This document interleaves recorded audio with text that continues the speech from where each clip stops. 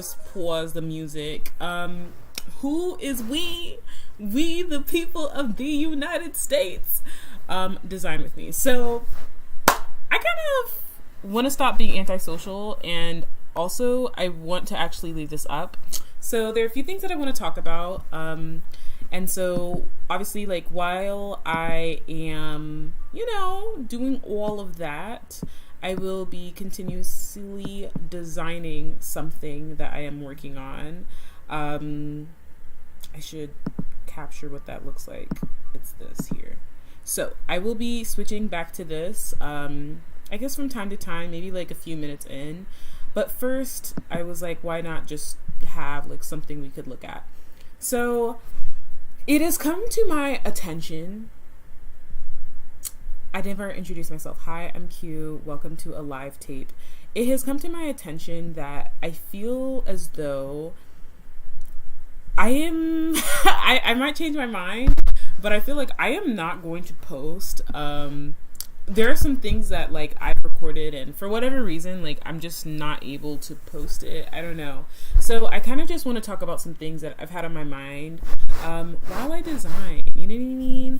I kind of also want to talk about something that I saw or somebody sent me from Azalea Banks, and something that she talked about. And so we can talk about that in the cooperation and collaborative, all of that stuff. So this topic sheet can keep me in check, but if there are other stuff you guys want to talk about, or you want to talk about icy, definitely let me know. Okay, so the first thing I want to talk about is affordability. You know what I mean? Like, nothing is affordable. These people are smoking crack, and it just must be said. So I don't currently live in California, but like, I don't know, when I have to go there for like trips or like business stuff, like gas right now in California is like $10. And then in certain parts of like Los Angeles County, it's like $7-8. I feel like there's not much I really want to say about affordability. I just want to kind of say that I feel like things are not affordable, and I'm wondering where it ends. You know what I mean? I think that's kind of like a question that I'm asking myself. Amusing of mine. So yeah, I'm kind of wondering where like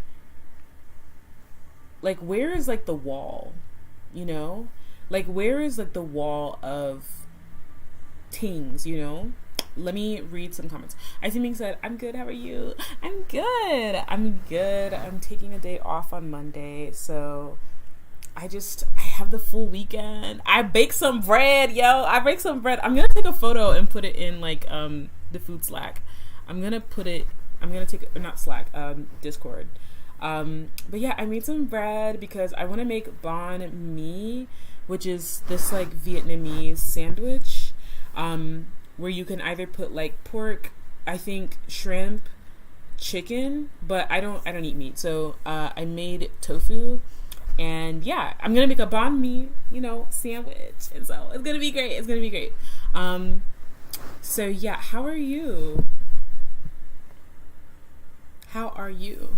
All right, so let me continue. So in terms of like, I guess number one, in terms of like affordability, I feel like things aren't affordable, and I'm wondering where it ends. So I'm going to be switching screens, which means that I might not see some comments for like a few seconds. So bear with me just in case anybody comments some stuff.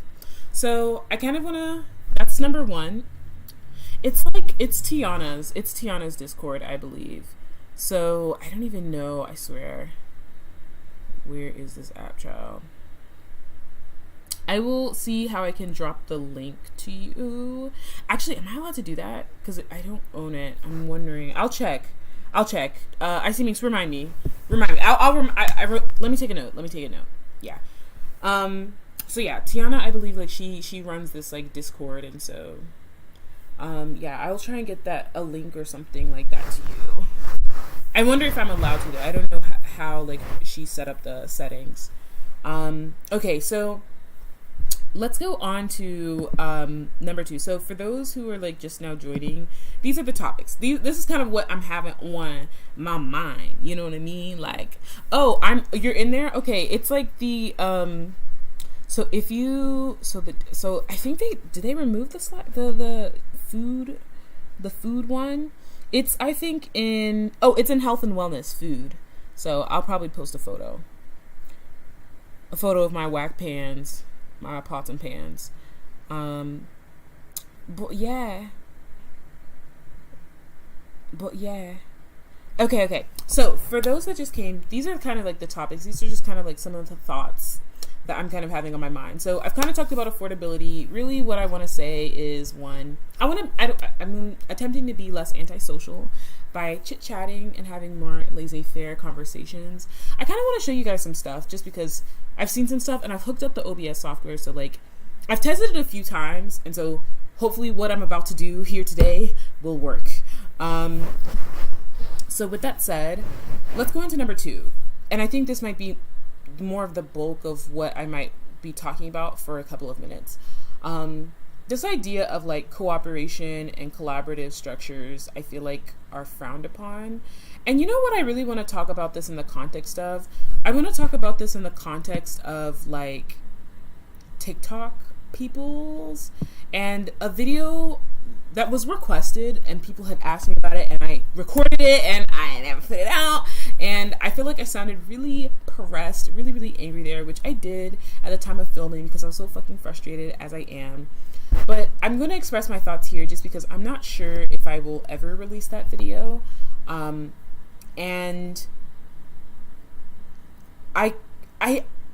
okay, pause. So something that I kind of want to talk about in terms of like, why am I sharing this now? Like, why are we talking about like serious things, or like, why are we talking about things that are, I don't know, pressurized right now? Like, why not just do a full video? I don't know. I don't have answers to some of those questions, but something I kind of do want to say, preface as to why I'm even talking at all about anything here today instead of just nothing at all, is because I guess I've realized, and I've kind of been learning from some other people, is like, it's okay to have Socratic seminars, which I actually love. I do have Socratic seminars with my friends. And when I say, just discuss things, ideas, laughter, things that I like, things that I don't like, hobbies, reading, books, music that I like, music that I don't like, art that I like, fashion, designers, like movies, shows, writers, directors, like PAs, so many people, so many things that I feel like it's fun to maybe enjoy with others. It's fun to maybe think about with other people who care. Hey Tyra, hey. Mwah, mwah. I didn't even say that to you. Icy Minx. Okay. Mwah, mwah. Thank you so much. You guys take off your shoes. And yes, we will be talking. So yeah, I definitely feel like I don't know if it's because like I'm live streaming here and not on a place like a TikTok, but I just feel like I want to be less, I don't want to act so scary when it comes to like maybe just discussing the things that I have on my mind that I want to talk about without it necessarily being in like a video. I'm also, I guess, trying to say that I think it's fun to have fun, to talk with other people and laugh and do a whole bunch of fucking nothing, so that's why I feel like we are doing this here today. Okay, so in terms of cooperation, collaborative structures are frowned upon. I really just want to say, like, I'm not posting that video. You see, I'm getting hype. Maybe I just need to get hype now so that I'm not hype later, because I don't want to say this is the only time I'll say this. That's not true. We know I talk a lot. I talk too much. So that's not true. Also, in about maybe 10 minutes, I'll switch over to my design screen. So we'll zoom into that in a second. I just want to be a little cohesive for a few minutes. But yeah, I am in the process of, actually, let me zoom in. So before I start like talking about the whole collaborative thing, I'm adding some stuff to a portfolio, and I'm making a portfolio on the fly because I want to work with somebody that I like and admire. And instead of using some of the works that I already have on file, which I will show you guys some of that in a few minutes, I was just thinking of maybe making 3 new concepts. These are all web design concepts, so just like think, I don't know, landing page all the way to maybe like e-commerce, so dynamic interactive web design project. So I start with a design and then I start with like technical construction. So I'm going to be using these lives as maybe an excuse, one, to have actual dedicated time to work on this, and then I kind of want to show some minors. I don't know. You guys know, I feel like my tapes is whatever it is I want it to be. And also, I want to use live tapes, I think, to be, I don't want to say more touch and go, but I feel like there's certain things I don't need to do versus what I'm editing now for like posts. So what I'm editing now for posts are a different thing. And also the last thing I'll say is, so once I hit, this is not bad news, but like once I hit a certain amount in like, I'm like getting really close to qualifying for like YouTube's partnership program, but I think I'm going to delete all of my videos. Yeah, I think I'm going to delete all of my videos. I think that there's some good ones, and so I might leave it up, but I think I want to private all of them, and then, I don't say start new, but I don't know. I really don't have any expectations. So, okay, great. Corporation and collaborative structures are frowned upon. There's a video that I made screaming. I don't think I was screaming. I don't think I was screaming, but I was just like, it was around the time that the article came out about like Black TikTokers and this whole money thing, and we are making a lot of money, but we contribute a lot of the, you know, media culture and talking points on that whack ass app. And how is it that we are not making money? And it's just like, you know, wagwan. And so in that video, I go in, I kind of elaborate some of the stuff that I do offline. I go ahead and elaborate that, like, once again, and I've said this before, there's a video that I made called like fire your managers, TikTok creators, fire your managers. Like, you guys need to fire your management. And in that video, I feel like I was pretty clear, you know what I mean? But I feel like in the video that I won't post, I don't think, I was trying to get even more clear around the fact that like there are people around you, unfortunately, in this industry, I feel like that are highly exploitative. And I feel like I notice this a lot with like, honestly, it's a lot of industries, but like entertainment industry is it's just another type of place, you know, another type of place where people do all sorts of shenanigans. I know I joke about it sometimes. Camera is like, put that allegedly on the front, and we're all like, okay, allegedly, people are money laundering, allegedly. Okay, fine, allegedly, you know what I mean? Listen, I'm not Tasha K. I'm not Tasha K.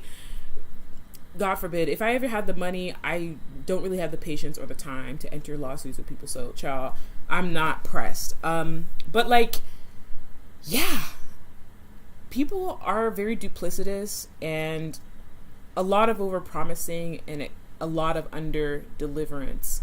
In that video, and now I will say this, like, what is wrong with working together? And I feel like this is like just the question, like, who is we? Like, you know what I mean? Like, who is we? And I know, like, okay, who is we? We, the people of the United States. Okay, that quote has a certain context. The context of that original video of the black girl who's saying this is just like, who is we? Like, there's no I in this. Like, please don't include me. Like, I'm not included in this. That's kind of the context of this title, right? But I'm also kind of changing the context of this question to also fit it of, like, who is we? As in, like, this kind of apprehension and hesitation around like working with other people. Like, what this question that I feel like I get from people is like, why us? Why do we need to do this together? And I hate it. And I feel like I'm being gaslit. Okay, I feel like I'm being gaslit. Like, I know we got that word on the list here talking about celebrities, which if you read the fine print, it says something like, listen, I don't know, y'all.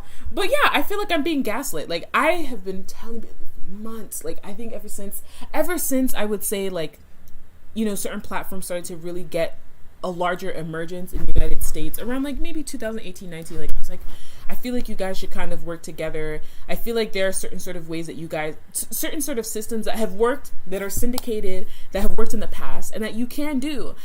I tell people this all the time, and I think this is partially why, like, some of my friends, you know, listen, if I ever started a company, I want it to be a co-op. And that's really taboo, like, to say. Like, that is extremely taboo to say, especially, like, in the tech space. For you to say that you'd want to do a co-op or, like, collaborate with people is very kind of frowned upon. And so, all in all, I guess I want to say, like, I have suggested ideas around, like, you should definitely work with people. You know what I mean? You should definitely be working with people. You should definitely be thinking about how to do, like, a summation of the whole type of project instead of, I guess, struggling it alone, you know? And so, yeah, fire your managers. Like, I feel like a lot of managers, okay, something else I kind of want to say, and we'll play the Azealia Banks video in a second, and I'll stop talking, so that you guys can listen to it, is also this kind of concept where I feel like it's really hard to collaborate. It's really hard to, I feel like, convince people that there is power in labor, like, or rather, like, maybe the only power you do have, and I swear I've said this before, like, and I'm not the only person, like, I'm not coming up with novel ideas saying things like, the only leverage you have in a place like this is to maybe work together, like, collectively, and, like, the only leverage you have is if you withhold the work that you do collectively. And so when I tell people, or I try to work with managers, there's names. Okay, that's another thing. Just on the off chance that you catch me in a live, like that one late night live that I did like a few days ago, where I was talking about the whole district attorney case, the criminal case, the whole shit like, you know, just exposing myself, exposing my life, like exposing my life that is now on private. But it's just like moments like that. Maybe I'll just be slipping in names in that bitch. Like, nah, actually that might be a little too risky. You know, people can screen record, but still, sometimes I just want to put, it's like, essentially, like, I want to do my best not to reference it too much, because it's like that quote, like, it's from Monique, it's like, if you won't say names, keep it on the playground. Like, you know, like, is that how she said it? It's like, if you're not going to say names, like, oh God, please, just, you know, if we're not saying names, then maybe shut the fuck up. You know what I mean? Like, I'm not, it's not beneath me. It's not beneath Q for me to acknowledge my cowardice, for me to acknowledge, like, you know, the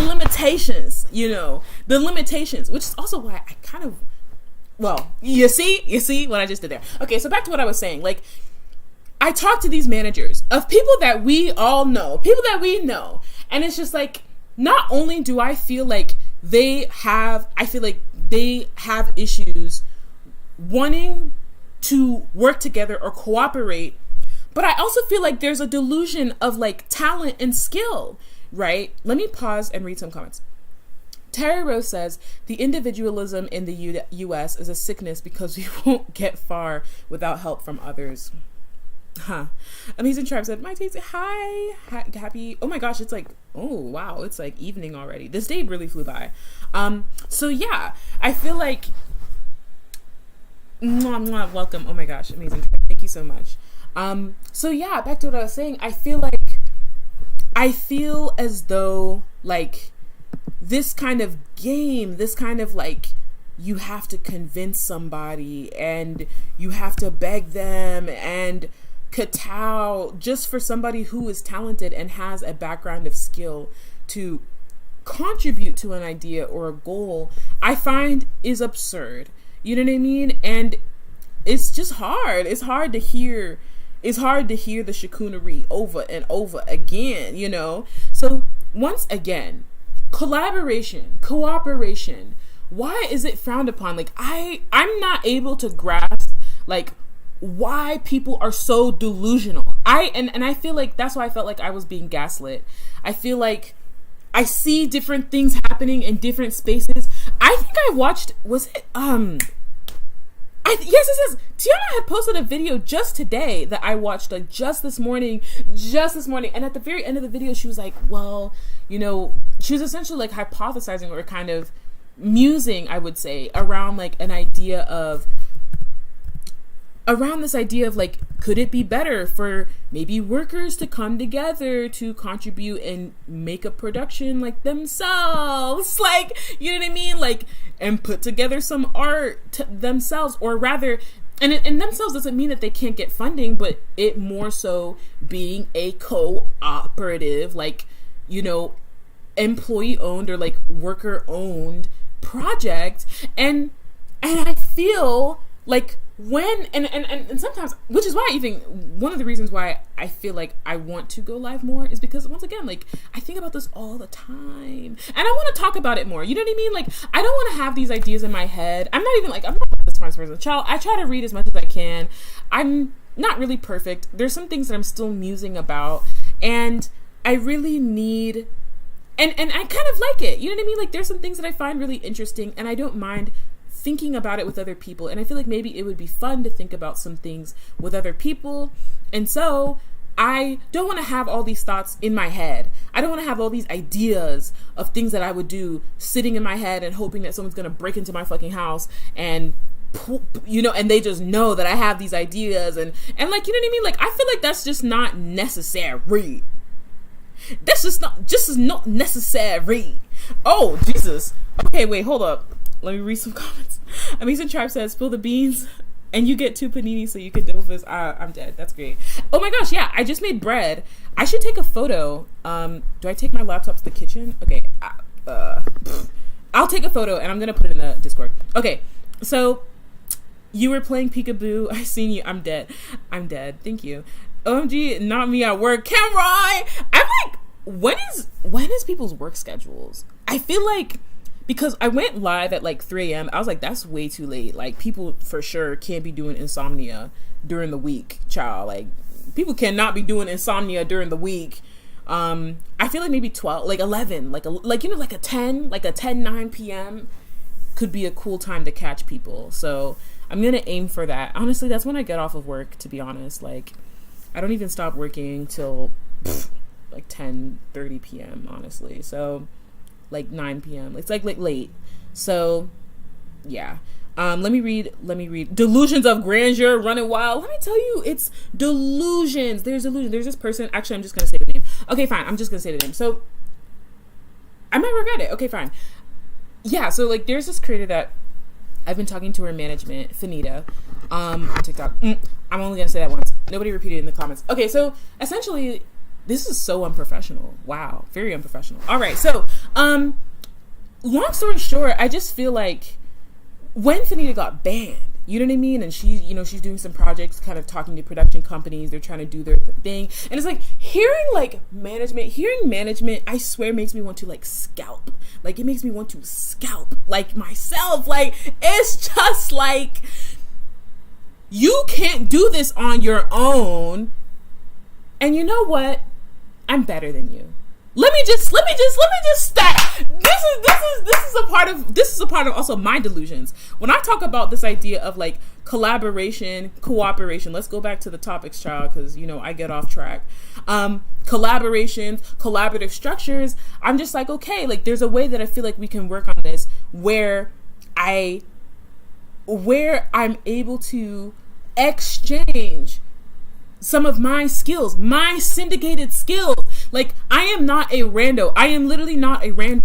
And there's this quote that I actually want to read to you guys also. And this was not in reference to depression, but it was just in reference to like how I feel like sometimes when people look at me crazy, when people are like, Q, why do you want to contribute to my project? And why don't you want to do it all on your own? And I'm like, or why don't you want to be like the head of this and do this? And I'm like, it's not necessary.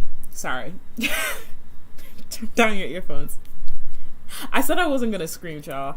It's not necessary, yeah? It's not necessary. Like, it's not necessary for me to do that when I feel like there is enough, like, between, like, maybe me, talent, somebody who can write, somebody who can edit, somebody who can do special effects, a PA, like, somebody between, an accountant, somebody who has the ability to write grants. Like, I feel like we could do something. Okay, let's choose another industry. I feel like I could work with a community, someone who knows how to lay concrete, a mixer, somebody who is a civil engineer, somebody who has to check the pressure in between the concrete before it's laid down. Like, I feel like we could work together. We could work together.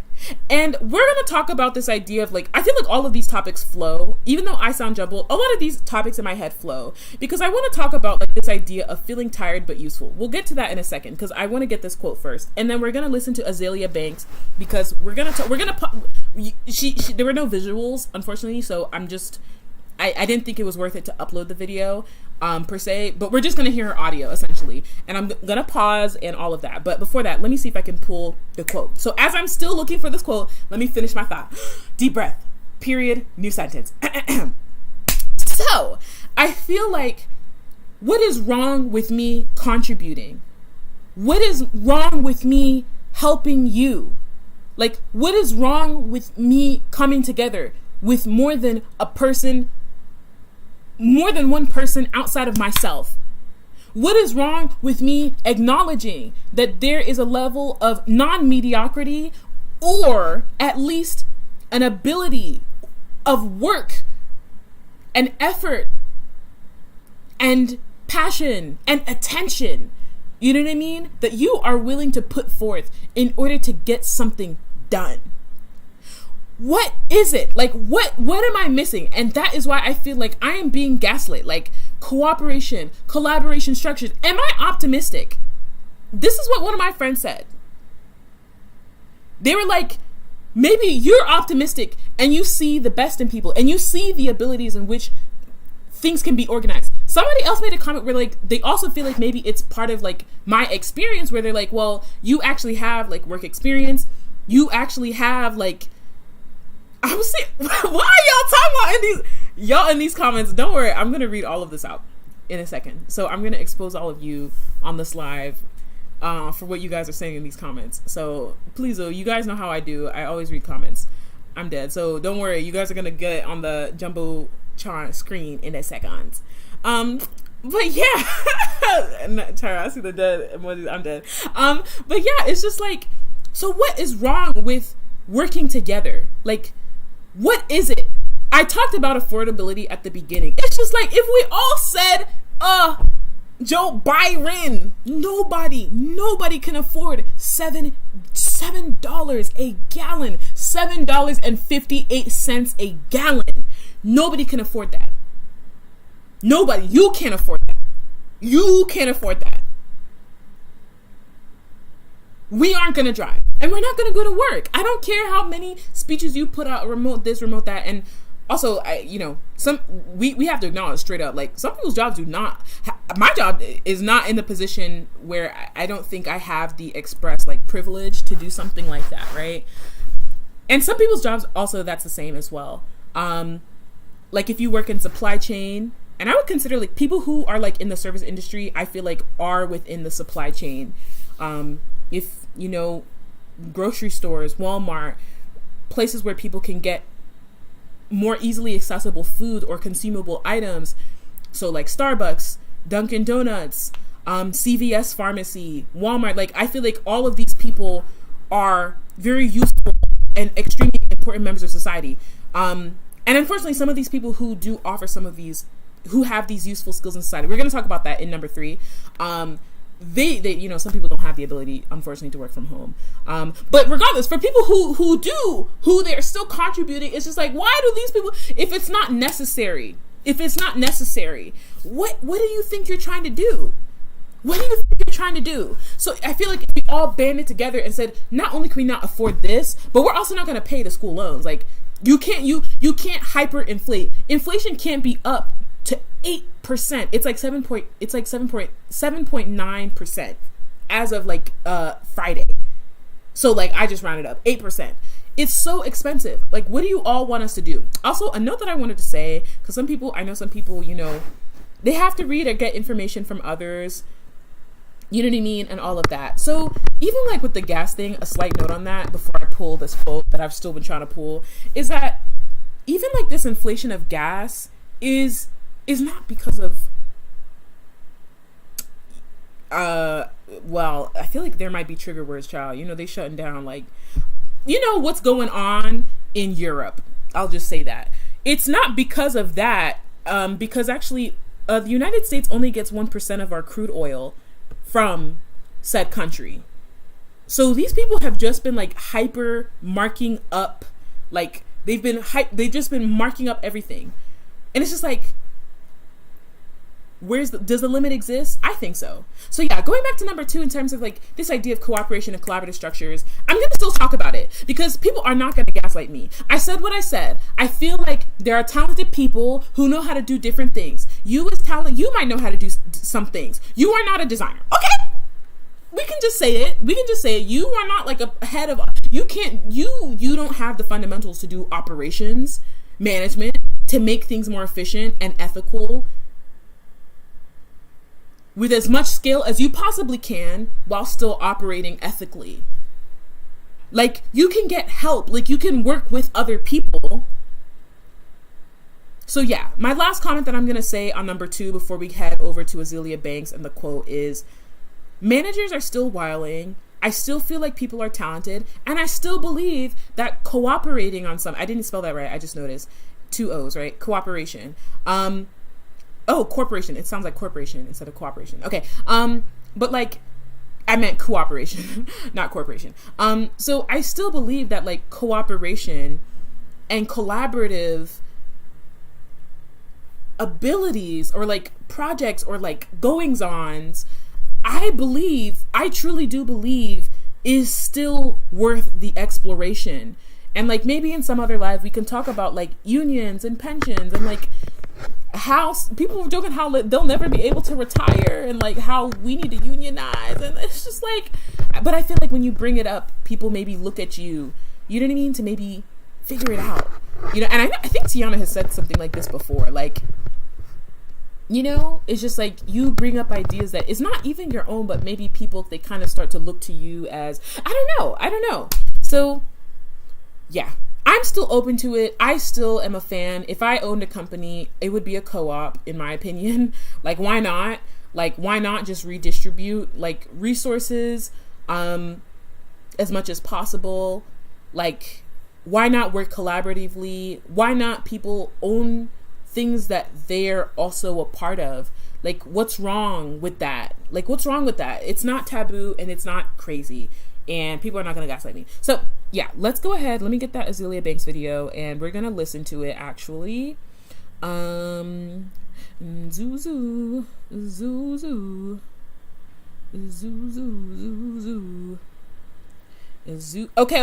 So let me read off the quote. And the credit for this quote comes from this person on Twitter called Lamia's Dotier. So I'm going to type it into the chat. Lamia's Dotier on Twitter. Again, I find it so funny how like I don't have a Twitter, but I know things that go on Twitter is just like Q. All right, so let's go to this quote. She said, "If thinking about yourself makes you sad," and I think this quote was originally in regards to like depression and sadness. Around like, what do I do with my life? And I think it was a conversation around like sadness, like forlornness. And this person had said, if thinking about yourself makes you sad, imagine how it makes us feel. Oh yeah, she's kind of, I don't want to say, you know, she's sharp with it. Okay. She's like, you know, she's that kind of auntie that I feel like she's a troll. Let me just say that. She's a smart troll. She's a well-learned troll. And she's cynical, I think, is, you know, the tone. So, if thinking about yourself makes you sad, imagine how it makes us feel. Subsume the one into the many.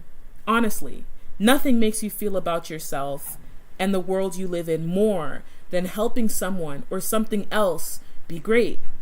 The truth is that none of you are interesting on your own. So link up with others and enhance your profile.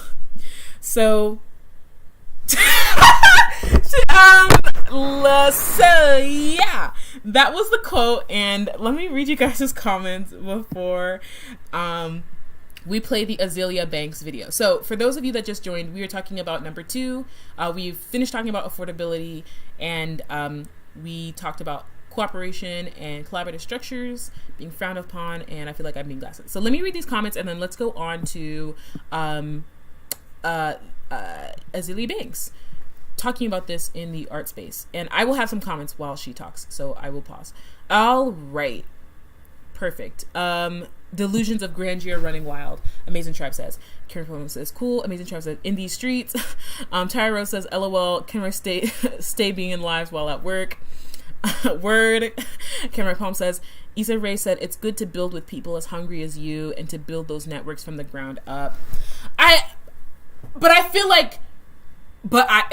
what did I say in that one live where I was like, but no, people don't want to work with people legitimate. They'd rather work with people who they think are taking legitimate photos of themselves in the Delta Sky Lounge with Gulf Wang luggage. And I was talking about someone very specific, so he'll never see this shit, but I was still subtweeting like a fucking troll and a loser. Okay, so, but yeah, I feel like you say that, and then it's like, essentially, why did I mention that example? It's essentially because it's like, I guess some people, they don't like the idea of associating with people who maybe it looks like they are at the bottom too, or they aren't rich, or they don't have the aesthetic. I need to write this down. Maybe that should be a video. People who don't have the aesthetic. Y'all, you know how this list is like 90 ideas long. So I'm going to say people who don't have the aesthetic are not real. So are not real or existent. So yeah, this is literally how I come up with ideas. I just like think. Okay, so I just like talk and like think out loud. Like somebody says something, I'm like, whoa. Okay, so actually I'm gonna credit you here. Kenroy, Issa Rae said, okay, perfect. Tyra said, ditto. Amazing Tribe says, Kenroy Palm eat it in an In-N-Out burger family pack and didn't share with the class. You know, I feel like Kenroy Palm knows where like all the good food spots are, low key. I feel like also Tyra. Okay. I feel like if we lived close to each other, I totally would be paying you to make me food. I'm like not even joking. I'm not even joking. I would be like trying to do I would be crying, vomiting, like sliding up and down the walls, anything I possibly could just to get you to make me lunch and dinner. But yeah, her food looks so good. All right. That was random. Sorry, Tiara. Okay, so Cameron Palm said full-time student, part-time worker, LOL, eye, lips, eyes, baby. I kind of want to say elf. Eyes, lips, face. Okay, never mind. Tyra Rose says, when the clock hits 5, the laptop closes. Yeah, we're gonna have a comment. Like, maybe one day I'm gonna talk about, like, the insanity of, like, my workspace. And one of my friends said, like, maybe it's worth it because they compensate you well. And I'm like, some days I'm doing, like, 15 hours. Like, so yeah. Let me continue reading the comments. Amazing Tribe said, too late, I've been on insomnia. Like, listen, I've been going to bed, like, kind of late. Karen Palm said, Amazing Tribe, maybe, LOL. Karen Palm said, let's talk about how you know Beyonce. So yeah, I'm Stevie Wonder to that comment. All right, so Tara said, you're just passionate, in regards to my screaming and exclamations. You didn't know, LOL, what? I did not be Beyonce. LOL, Q can do it all. I'm so dead. You guys are so funny. Karen Pump said, people don't want to do the working from the bottom because it's just too much work and we don't have enough time nor the energy to do it, I guess. Which is why I'm just like, what is the issue then with are people not seeing what I'm saying? If you work with people who can contribute labor and skill together instead of by yourself, you can get more done. Like, come on. Q really an Olympic gymnast teammate of Simone Biles, LOL. Amazing Tribe said. Karen Palm says, I also think a lot of people who do get to the top disproportionately come from the groups of people who don't need to do this stuff, and that's why they look at you crazy. They're just like, there's no way. Actually, we're gonna talk about all this. Okay, let me copy this. I'm gonna put this on a note. Great. So yeah, let me go ahead and add this to my note.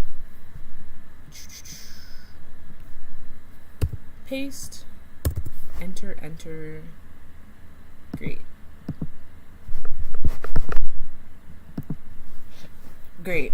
Amazing Tribe says, I want to work doing what I love to do too. My day and night working like a monster, doing all the work by myself, no more.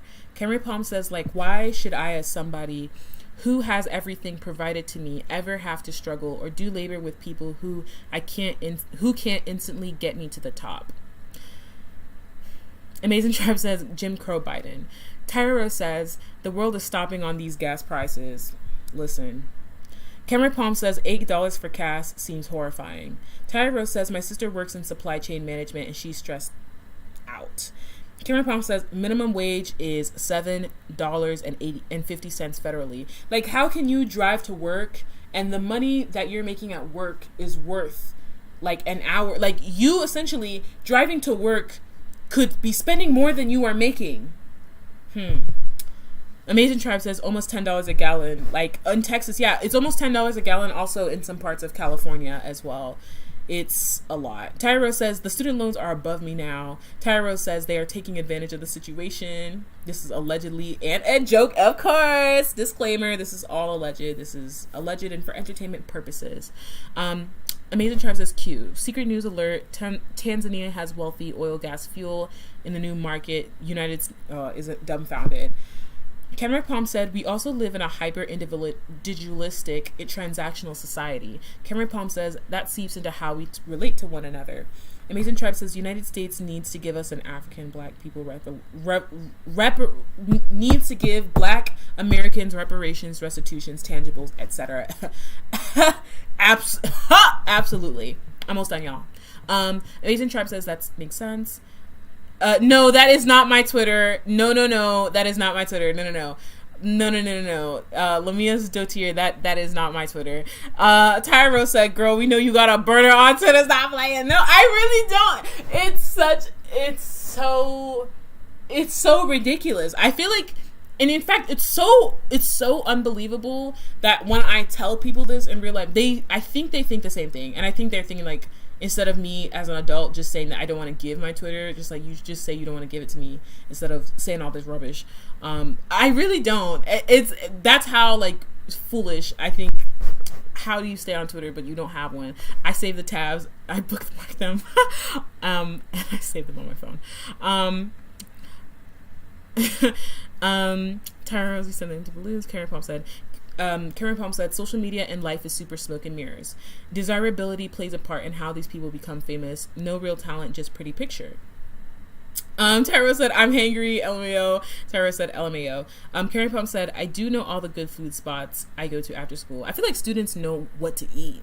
Like, you know what I mean? Like, I feel like I knew, like, when, you know what I mean? When you go after school, you have those kids, like, that you know, like, if you all went to the store, you all went to the corner shop, like, we could all, you know, be done right. Give me the eats. Tara said, because I'm cheap and I have a lot of random cravings. Okay, great. And then Cameron Palm says, I also think people want to feed their ego and it's really nothing there. Great. Okay, so let's play Azealia Banks' video talking about some shenanigans around like this idea of working with people, like working together with people. And she also, Amazing Tribe, I don't want to say relax, because you know, I know he's like they're really like a funny person. They like to say a lot of funny things. So let me go ahead and pull this video. Let me go ahead and play this video, child. Okay, let me play this. Let me go to open video player. Ooh. That's, I think, a copyrighted. To do a job, but that takes someone's money to do a job, but then doesn't really like them or whatever, and you talking shit about them, talking shit about your boss and all of that. Don't do that. Don't be that girl. Don't be that girl. Because Ew, that's whack. That's whack. Like, what does that say about you? You mean, like, damn, you're so thirsty for coin that you will go be around a bitch that you don't like just to get coin? No. And also, in this era where artists are getting fucked in every hole and then tossed off a bridge, like, the artist has to stick together. All the art communities have to stick together. So, like, you can actually create something that's real, that's alive, that's living, that's gonna, like, walk on its own two legs when everybody involved has passed on to the other side. It can't just be, like, all these, like, corporate fucking quote-unquote works of art that we're watching and all this, like, no. You know? I was sitting here, like, thinking to myself the other day. I was watching a clip of Ann Miller in Suit on Hot, and I was just like, wow, like, damn, why doesn't shit like this happen anymore? You know, like, what happened to America's, like, theater sector? Like, what happened to that? What happened to the drama? Obviously, the industry is what happened to them. You know, back then, it's even when you watch the works today, you can feel a sense of community rather than it being an industry, like something like just industrialized production of something that is meant to be not industrialized. It's supposed to be created, you know, crafted, handmade, atelier, custom type shit. You know what I mean? Like original, classic. So now we have all these disgruntled creatives basing themselves on what this industry thinks. And I always sit back and I always like think to myself, like, what is the music industry really for when, you know, the A&R knows nothing about music theory, when the A&R is not a musician themselves, when the A&R can't sing, or when the A&R can't play an instrument, or when the A&R is not that girl. Or okay, I just paused because I want to make a small comment on that. So I know she's talking about A&R as it pertains to the music industry, but I think this is a part of some of my frustration.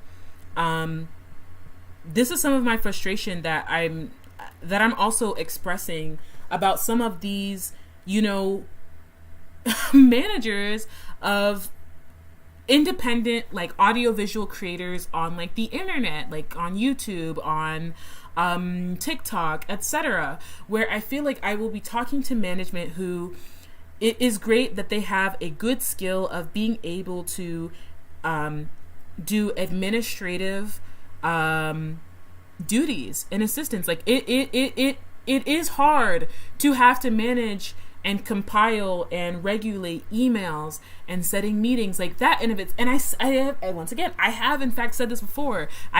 I'm not looking down on somebody who can just look at your emails and assist you on these things. I think that is valid. If that is not something you have the bandwidth to do, or somebody having to check their emails, do all of these administrative duties, being a good project manager, okay, project management, like, is a skill, like, you know what I mean? Like, I'm not saying that if all they do is look at your emails, schedule your calls, try to vet people as much as they can, and be some sort of filter from the noise to a TikToker, will just say, I'm not saying that that's a bad thing, and I'm not saying that it's unnecessary. I'm not invalidating your ability to be there, you know what I mean? But I'm saying that you also don't have the ability to create products per se. Like, you maybe don't have fundamentals of design and art to be able to know how to transform the sort of audiovisual works that the people that you're managing are doing into something different, into something tangible, and that has different texture and different sensory and experiences. Like, you don't have that skill. You don't have that skill. You don't have the skill of being able to vet materials and sourcing, and what does it mean to work with the right type of person? What does it mean not to take the wrong type of deal? What does it mean to do background on the sort of companies and brands and consumer packaged goods that you want this talent to promote? Like, you don't have that ability. You don't. And really, at the end of the day, something else that I want to say, and again, I'm not trying to be rude, I'm not trying to be mean, but it's like, some of these managers, like, you don't have that ability. Like, so Azealia Banks, so I'm talking a lot, so what did Azealia Banks say? So she just made this comment about how A&Rs, like, some of these A&Rs these days, they didn't even study music. They have not done any sort of practicums or have been in sort of proximity. They don't know some of the fundamentals. And it's like, these are A&R's, artists in repertoire, somebody who's supposed to be able to step in to that production line surrounding an artist, surrounding somebody who's making art, artists and repertoire. They don't even have some of these fundamentals, the skill, the wherewithal, or the talent. They are people who, and she's going to say this, are people who maybe they studied business and like economics, and regardless, their primary job of what they were hired to do is not to come in with the creative directive edge in combination with the fact that they also know how to project manage and consolidate or make products or crunch numbers. Like, the only thing they're being brought in to do is the fact that they need to be able to crunch numbers and make a profit. They don't have cultural competency or media critiquing abilities at all.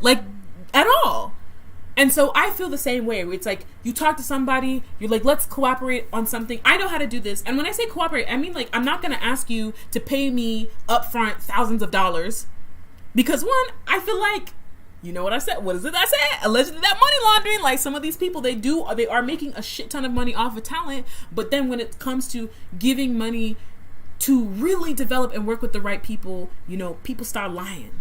People start saying they don't have thousands of dollars. But they did a deal with Netflix for, let's say, a creator. We can mention anybody. They collected $20,000 on the back end. And then the creator somehow got like maybe $3,000 to $5,000. Maybe $8,000.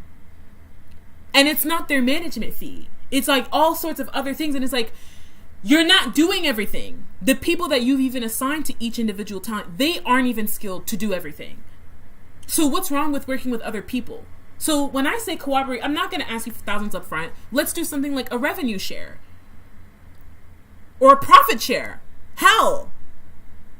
And as somebody who has the context and training, and someone who has worked, as someone who has developed, as someone who has designed, who actually has like tangible experience in doing that, I can take that load off of your plate while still contributing, right? So, yeah. Let me read some of these comments and then we'll press play again. Tyro said, bring creative programs back. Cameron Palm says, it's a business. There's not enough money to be creative anymore. Oh yeah, music doesn't pay the bills. Oh yeah, music doesn't pay the bills. I feel like a lot of the music girls, they try to go into like film because at least the stream check pays. At least the Netflix check will pay. Video on demand, DVD on demand pays. And actually the film industry, like so in when we talk about like entertainment as a whole, complete industry, it's split into a couple of micro industries. So like esports is huge. I think esports actually is higher than the film industry actually. So it's like the esports industry, and then I think it's like the film industry, like the film, and then like TV, like film and TV, and then it's like other entertainment pieces, like books, webtoons, like other sort of consumable entertainment pieces. Like, they're competing with a lot of different, there's so many different ways that I feel like things could be done, I guess. So let me read some of your comments. So yeah, the music industry essentially doesn't pay, is what I was trying to say. The music industry doesn't pay, and a lot of the people are just trying to get their little hit so they can quickly transition, which is why I said this before, I'm gonna say it now, I really do wonder, like, how Halle, like, with this Ariel, like, role, I really do wonder how this is gonna, like, transform her, honestly, her life. Like, I don't know, maybe, we'll see. Like, Disney, I feel like maybe back then, if you were in a film like this, your life was set. Maybe it's not the same way anymore, but I feel like, maybe when that film comes out, like, I feel like there's a 50-50 chance, like, her life is gonna be changed, like, forever. So Kenry Palm said, it's a business, there's not enough money to be creative anymore. Music doesn't pay the bills. Kenry Palm said, that's why they have pretty people who do music, because they can sell an image. They can play into their aesthetic to sell other things, right? Tara says, the music industry is so incredibly toxic. Kenry Palm says, they don't have the money. Kenry Palm said, they give them an Ursula contract and send them on her way. They give them the Buzz Lightyear. Like, listen, the Buzz Lightyear to infinity and beyond, which, on a side note, not being shady, because, like, sometimes I hear, like, Zendaya and, like, some of this music and stuff, I'm like, dang, what type of 360 deal did Capitol Records wrap you into when you're talking about music? When I don't know where the interview is, but it was this old interview where she was like, I'm never doing that shit again. If I want to make music, I'll go to the studio. But I saw what I needed to see in the music industry, and I said, let's flip a coin, because I don't think this is where I need to be. So all I'm gonna say is, I feel like some of that music stuff she's doing, I think it's cool to express yourself through sound. I just feel like it's not lost on me that I also feel like, unfortunately, she could have signed, like, maybe a bad deal. I don't know. Allegedly. Reslion, mwah, mwah, welcome. Sup, y'all? Don't want to interrupt the flow at all, but please summarize what I've missed. Oh, yeah.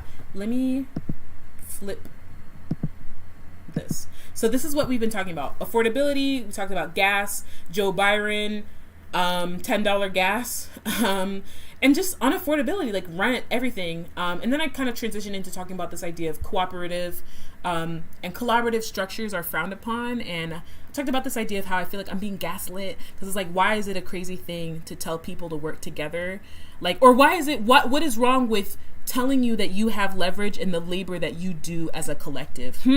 What is wrong with that? And so I talked some more about that. I talked about that in relation to, like, TikTok managers, celebrities, and now we are in the middle of listening to an Azealia Banks video about her talking about some interesting things in the music industry, which I paused to make a comment on. Okay, let me quickly read these comments and then I'll press play on the video. Thank you so much, Cameron. That's why they singing and rapping for burgers and chicken wraps and what is it? Mexican pizzas. Listen. Oh, Dozier. All right, so let's go ahead and press play and continue the Azealia Banks. So let's go ahead. Girl or that nigga. When girl or that nigga play an instrument, or when the A&R is not that girl or that nigga. When the A&R is just some, like, person with some stupid business degree, or, like, you know, some economics degree, and they're thinking in pie charts and graphs. So then you're thinking in pie charts and graphs, and your whole head is fucked up. Your whole sense of self-worth is fucked up because you're basing your, like, God-given talents, some real spiritual, intangible shit, on some fucking spreadsheet or some fucking slide, or, like, what? It's really fucked up. It's really fucked up. It's a fucked up time. It really does steal the joy out of your heart, and it can make you very, very, very, very fucking disgruntled. But the true creative always finds ways to jump over that fucking hurdle. Always. All the time. Art is not corporate. This corporate ass art. This corporate ass art. This corporate ass music. These corporate ass films. These corporate ass television shows. Like, these corporate ass things. There's no art in any of that. Especially in, like, movies. Like, there are a lot of really bad actresses and a lot of fucking terrible actors who get by because they are thinking in pie charts and fucking graphs. They're like dividing their emotions and compartmentalizing what they really think and how they really feel, and scheduling their smiles and scheduling their emotions and all types of like weird, just like brain shit that they're doing. None of that is artful. None of it is fucking really art. I don't feel. People love to make fun of millennials, but I'm really grateful that I am a millennial because I have images and memories and feelings that are so visceral and alive. And I remember life before the internet. I remember life before I was walking around with a fucking computer in my purse all day, listening to me, watching other people, listening to other people. And then the algorithms that play with the whole society behind that, the whole art community behind that. And boy, do those fucking algorithms fuck with shit. Fuck with your like sense of self-worth. Fuck with your ability to even form, your ability to even imagine, to be abstract, to be anything other than, you know, what's good, what looks good on this little fucking phone. Nobody really remembers what feels good. I remember what fucking feels good. And for the last 13 years, I've always only made anything, whether it's soap or art or whatever, it has to feel good. The experience has to be there. It gotta feel good in real life. And then when you add to that the fucking peasantry of streaming, and the fuckery, the tomfoolery of the media, oh my gosh, like, you could really fucking, you could really give up on yourself. A lot of people will give up on themselves. Like, look at me. It's been 13 years.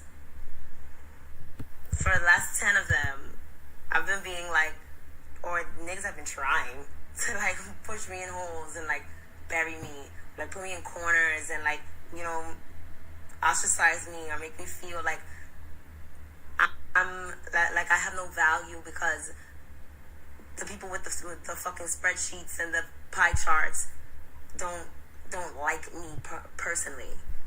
What the fuck does my... And this part I really don't get, because like,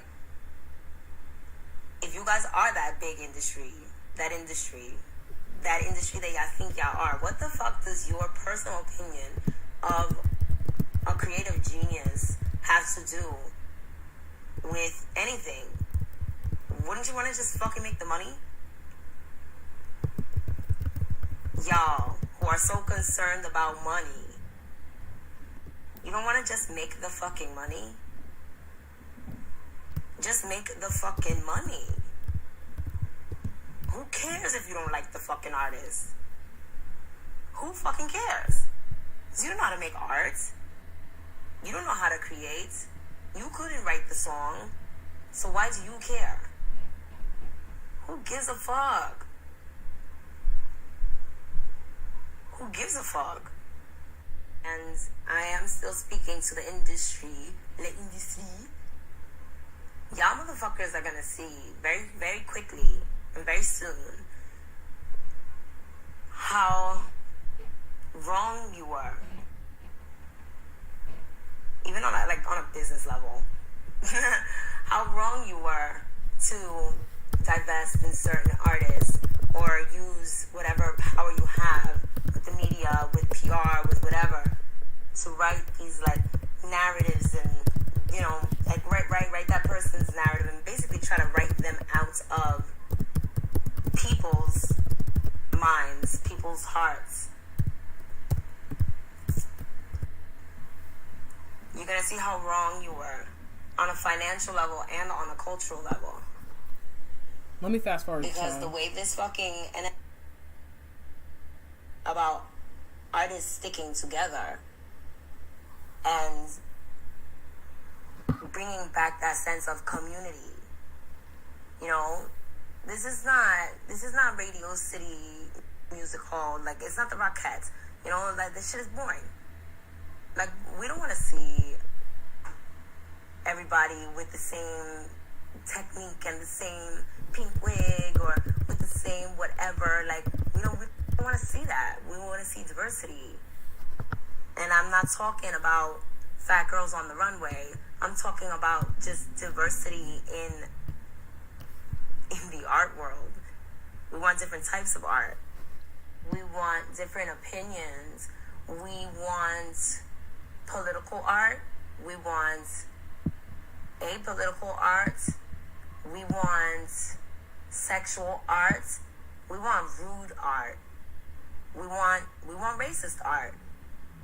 We want fucked up, gory shit. And then we also want to see fucking Disney's Fantasia. And we want to see A Chorus Line. And I want to watch Hair. We want to see the new West Side Story. Not the remake, the new West Side Story.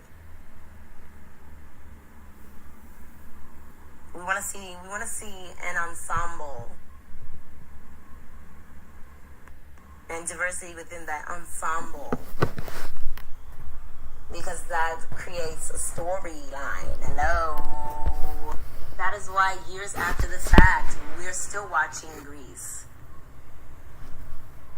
We're still watching Hair. We're still watching West Side Story. We're still watching Annie, the original Annie. That's why we're still watching these classic films. And that's why those films are classic. Because nobody gave a fuck if the director hated the actress. They knew that they had something special. Maybe the fact that they hated each other was what made it great. You can find art in like there's art in lots of other things other than having your fucking ass kissed. Really.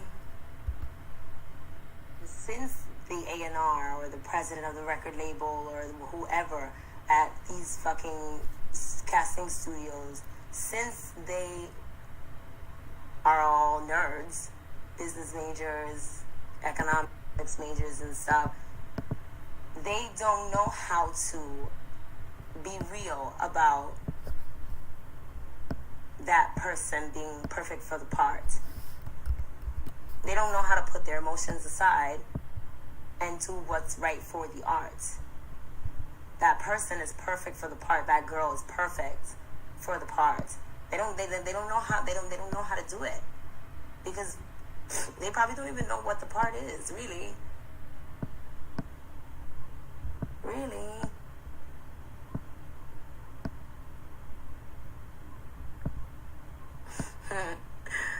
But yeah, the only way that'll change is if the true creatives put industry politics aside, because it's only there to keep you divided and keep you competing against each other to benefit non-artists. The only way to bring that shit back is if all the artists, if you're good at doing hair and that person is an excellent fucking costume designer and that girl is like an excellent dancer and the other girls, maybe she's not so good a dancer, but like the chemistry between these two girls together works, and yeah, let's get this guy over here, and you know, let's get that makeup artist, and let's get that singer, and let's get that drummer and that guitarist, and put them all in a pot and make something. Let's make something. Who cares if the studio budget isn't there? oh, is there budget? Is the budget there? Like, one thing you can ask, like, it's well known in the dance community. Azealia Banks pays her dancers on time. I'm not that artist that you're gonna hear horror stories from dancers like, damn, I had to wait 5 months just to get paid $200. Like, what? What type of shit is that? Like, any dancer that's ever danced on my stage, any drummer, anyone who's ever worked for me, you get a per diem, because, yeah, you need to be nourished. So, because I need you to be nourished so that you can focus and so you can feel like a fucking human. Because a hungry dancer is an angry dancer. Believe me. A hungry dancer is a fucking angry dancer. A hungry guitarist, a hungry drummer is a fucking angry drummer. And you don't want angry people on your fucking stage. I don't want that energy on my back. And that's just not how you treat humans. But yeah, just back to all the snobby creatives that were once broke and didn't have anything and had to be creative to get to where they are.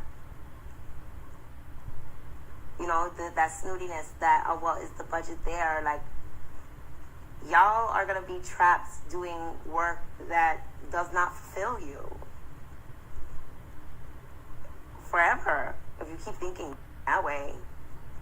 Of course, I would love to be paid more than 0.009 cent a stream for a song, but as much as I rant and rave, it doesn't stop my will to create and my desire to create. Like, it's just like, I need it.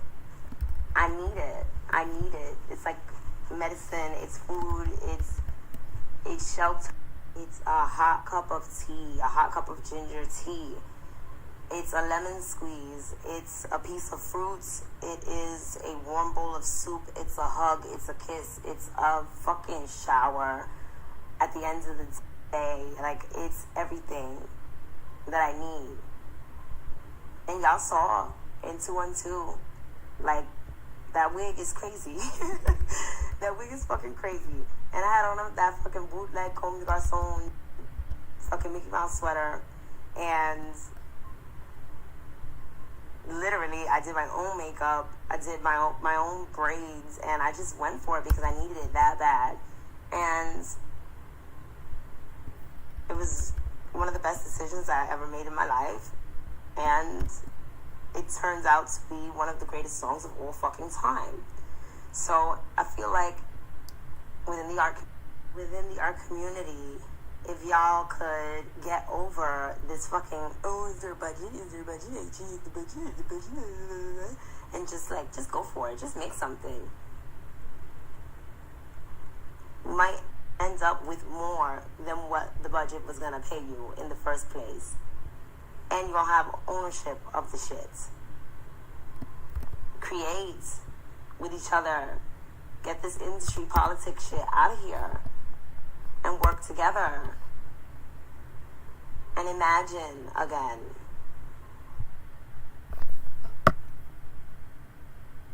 All right. I feel like class, I feel like a teacher when they turn on the, they turn on the lights after a film and it's just like, oh my gosh, overstimulation. But yeah, let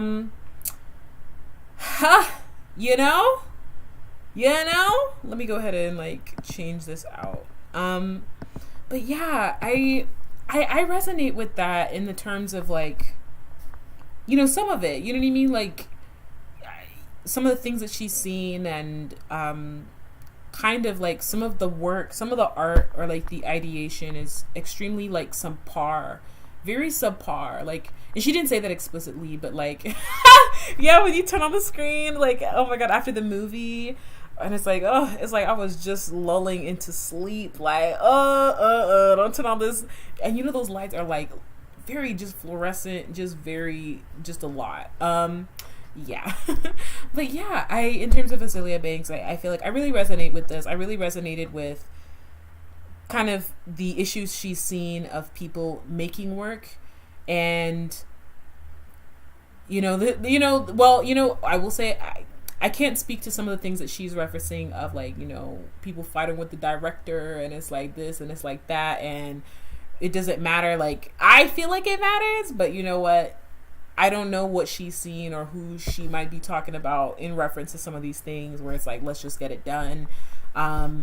So yeah, I think something else I wanted to comment on. What did I say here? I'll talk about the budget thing in a bit. Okay, so I guess the only thing I wanted to say about this idea of like, do you have a budget? Do you have a budget? I think, here is our photo here, right? Number one, affordability. I definitely feel like, maybe this is just the Gen Z in me. Like, maybe is this like just the young person who's, they've seen their parents, they've seen their grandparents fail.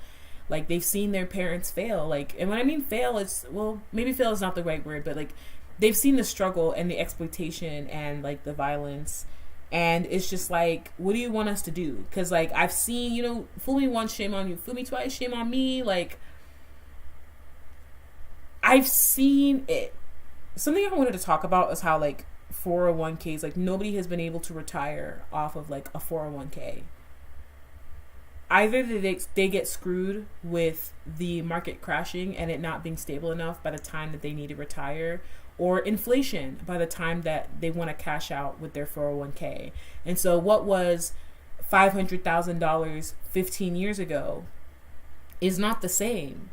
Like, and I think like the way that it's calculated, it's like 4% of like, it's 4% divided by the amount you think you can live on a year. So we could use maybe $60,000 as an example. If you think you can live off of $60,000, $50,000, $40,000, a year, divide that by 4%, and it's coming out to like 1.9 million, 2 million. And it's just like, by the time you put away whatever money you're putting away, like with inflation, will this 401k still be what it needed to be? And a lot of people are like, no, it's not. And once I have more information on that, I'll talk more about it. But I don't want to talk too much about it since I'm still kind of reading up about, some of these like financial systems. I would actually say like what would be worth more than a 401k is a pension. Like, I wish we had pensions. Like, pensions are more valuable. And I feel like used to also be like government backed like securities, especially if you were a part of a union, like, so many things like I guess I'm thinking about. So let's go back to that. The budget, like if projects don't have a budget, why not just whip it together? I guess the only thing I will say, and I don't have an answer, Sway, I don't have the answers. Sway, like, you don't have the answers. Like, I don't have the answers. But I feel like society is so unaffordable. I don't have the answers in terms of like, what do you do when you can't pay somebody in this type of economy? Like, you know what I mean? So I wish I knew the answers. Like, I would say government subsidies would be what it is, which Tyra had made this comment earlier on at the beginning, talking about like, we need to bring back the programs. And it's like, I don't know if people know this, but it's like, even in New York, they used to have it such that like certain work-live spaces were subsidized. And that like, if an artist was like, well, I don't have the money to give you, they didn't have to pay it. Because art was heavily subsidized in like the 90s and early 2000s. And they had put a lot of money towards the arts 15 to 20 years ago, where like these things were put into legislation to give people a better ability to create work. So yeah, I really like the video. All right, so let me read some of the comments. But I think that's all. So I think we can cross number 2 off of the list. So affordability, we've talked about number 2 as well. Maybe you can talk about all of that. Actually, let's take a break. I'm tired. Let's see. See the heck out of One Too Many songs. My favorite Azealia Banks song is Give Me a Chance. This is corny. I feel like one of my favorite songs of hers is like 1991 or like Competition. Luxury Soda. So it's like soda. Yeah, it's like soda, but I think it's like soda pressed. But like soda, I think is the name of the song. I really, really like that song. And then Metal and Reflective. Highly Metal and Reflective. I like those songs. Continuous by Word Distance. Bought these. Azealia Banks always brought the songs. Amazing Tribe said Azealia Banks always brought the songs, the visuals. Yeah, like I said this in the last live stream that I privated, but it's like I'm definitely some people's sons. Like I am definitely learning from people and absorbing like their excellence in order to learn like what does it mean to make good work. Like, what does it even mean? Like, do you know what it even means to make good work? Like, can you even try and replicate things that you see?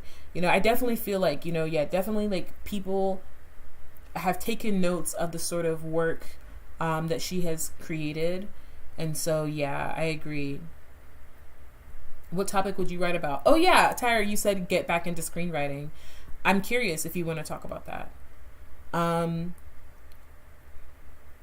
Yeah. It's ironic, you know, I feel it's, you know, she talked about obviously the industry doing everything in their power to get her out of there. But it's also so interesting, like the ways in which famous people know very rich people. Because I feel like we know that Azealia Banks knows like a lot of billionaires and millionaires and a lot of people. And I guess that's just like the nature of the industry. And I'm sure a few other things that we are not aware about. They were still being paid. Some people were getting paid. So, yeah. I hope this thing I'm about to slay, I don't know. If you guys want to get some water or something. I guess it's more so that, like, is it my mouth is dry? I don't know. There's just, like, song I want to play. I don't know. I wish I could play copyrighted music on here. Or else I would have, like, background music. Alright, so... I'm going to talk about... Whoa, sorry about that.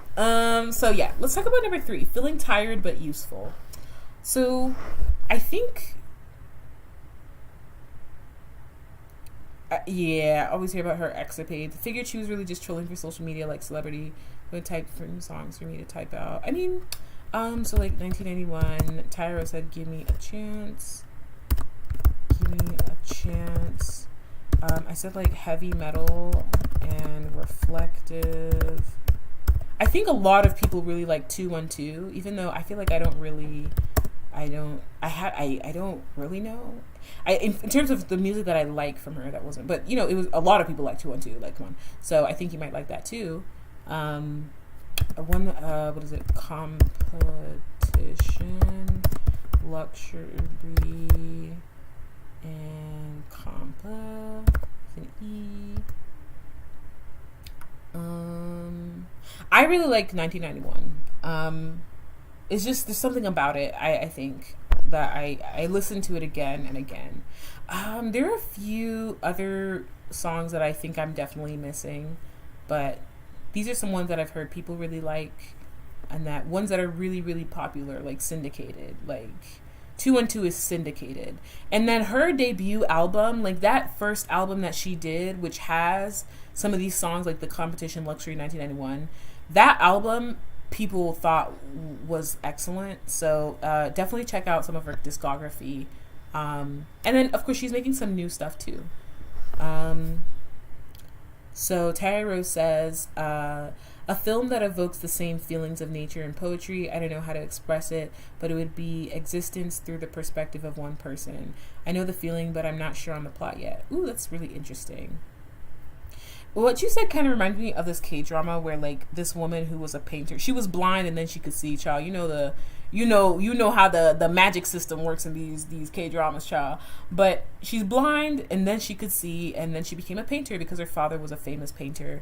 And when she would paint these paintings and show them to like the king and the king's advisors, they would be able to look at her painting and feel as though they are within it, and they really compelled the spirit of this girl, of you know, the men primarily. Obviously the king and advisors were all men, and a lot of people, they would look at her paintings and they would just start moving, and feel like you could kind of come into it actually. So, yeah. Keep us updated. Tyra said, also, I have a weirder indie film in mind, but y'all might judge me. LMAO. Tell me. Tell us. Not peer pressure, child. Okay, so while Tyra is typing that out, let's see. I wonder if this is... Let me check. I wish there was a way. Can I not see if something is like... Like, is it that I can't check if, like... this could get copywritten? Because I guess I want to see. Okay, fine. I'll just play the song, and then we'll see if I get an alert. They're like, you cannot play that. Like, you can't play that, y'all. All right, let me just... Do y'all even listen to jazz? I don't know. The only reason why I chose jazz is because, like, maybe the algorithm might not recognize it. Oh, wait. No, I do have, no, that's not, here we go.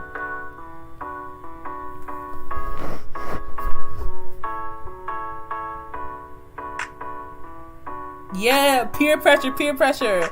Tell us.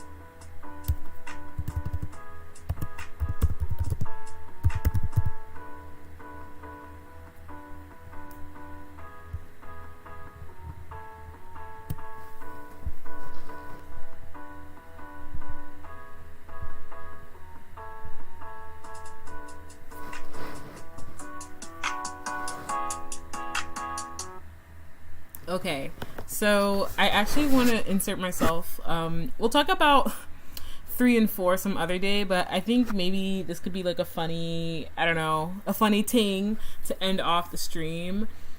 I have a strange obsession. I have a confession. These are my confessions. I have it's not a strange obsession. I don't think so, but it is an obsession that I feel. Some of my friends are just like, there's no way. There's like no way. There's an artist. I would say more so this obsession was last year. 2019 maybe. But yeah, there's this artist that I'm just like obsessed with his music, and I'm obsessed with the little things that he does, and I feel like he could be a better writer and a better artist. But I feel like, I don't want to say he's so mysterious. I don't know. So yeah, we'll talk about my strange obsession some other day. It's so is this one of those things that I should just tell a journal? Yeah, all right. I'm glad I stopped there. My strange obsession. Oh no, it's not Justine Skye. Oh no, it's not Justine Skye. I think I spelled their name. I'm dead. I'm so dead. But yeah, I listen. Oh yeah, Tyra, there's this, somebody got me this the other day from Whole Foods. I didn't know Whole Foods did this. I don't know, but Jesus Sandals, child. Should I just say his name? I'll say his name real quick. Jaden Smith. Okay, so there's these lime salt chips that sometimes I guess Whole Foods freshly makes. But yeah, I don't know. I've kind of tasted it, and it's kind of good. If you have one near you, or if they sell that at Aldi, I don't know. I usually shop at Aldi or Jaden Smith. I feel like Jaden Smith's writing. I just wish whoever did his production in The Icon, that album, I'm just dang, who were they? You know what I mean? How much money did it take? Because I really was just whoa. I really, really like some of the instrumental production choices made in that album. But yeah, I would definitely say back then I was just I feel what was it? Tyler the Creator, I have thoughts about Tyler the Creator, child. But I have thoughts, but he was headlining? He was headlining Tyler the Creator's concert, and so I had seen him in Florida. Oh, okay, maybe this is something I really should never admit. Okay, so essentially, when I went to that concert, child, you know when you put, you're wearing the wig, you're wearing the cap, and it's you can't take the hat off. You know what I mean? The hair and the hat are together. We can't, if I wear a wig that is under a hat, it's not supposed to be taken off. You know what I mean? And so I still remember this. I was in security, and this woman who, I'm pretty sure she was Jamaican, and I swear, Florida, hot ass Florida, bro. The hat was on. It was 6 p.m. Everybody was in line. All these people trying to get into the arena, and she was like, "Oh, you have to take off your hat." And I was like, if you just imagine the vinyl skirt,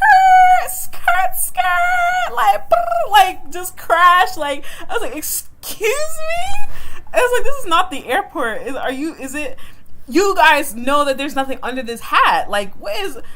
And you know what I feel? I feel like she was being vindictive. Yeah.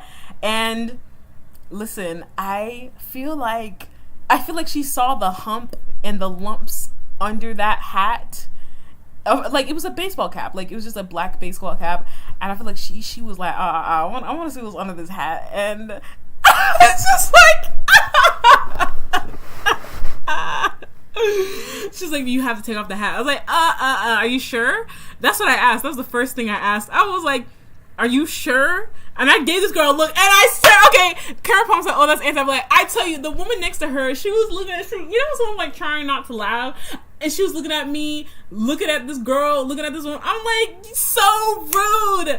And you know what I had to do? I had to quickly, whoop. She's like, no, I have to see what's going on. And bro, she saw the lace. she just like, you know when someone's about to like start screaming like or like laughing, like they take like a deep breath, they're like like, you know, and I'm just like, so you do that just to make fun of me? Like, you're lucky, like you're lucky.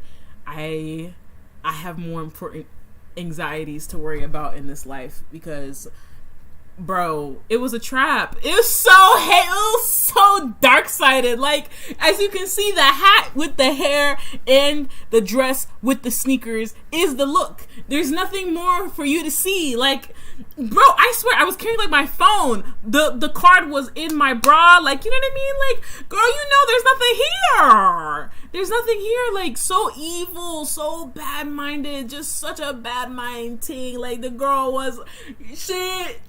Oh, I will never forget that shit. I will never forget that. And she just started like, I'm like, girl, if you don't if you don't, and I'm just like, why are you trying to do me like this? Like, yeah, I have the shabby, you know, Scooby-Doo wig, but, you know, I feel like,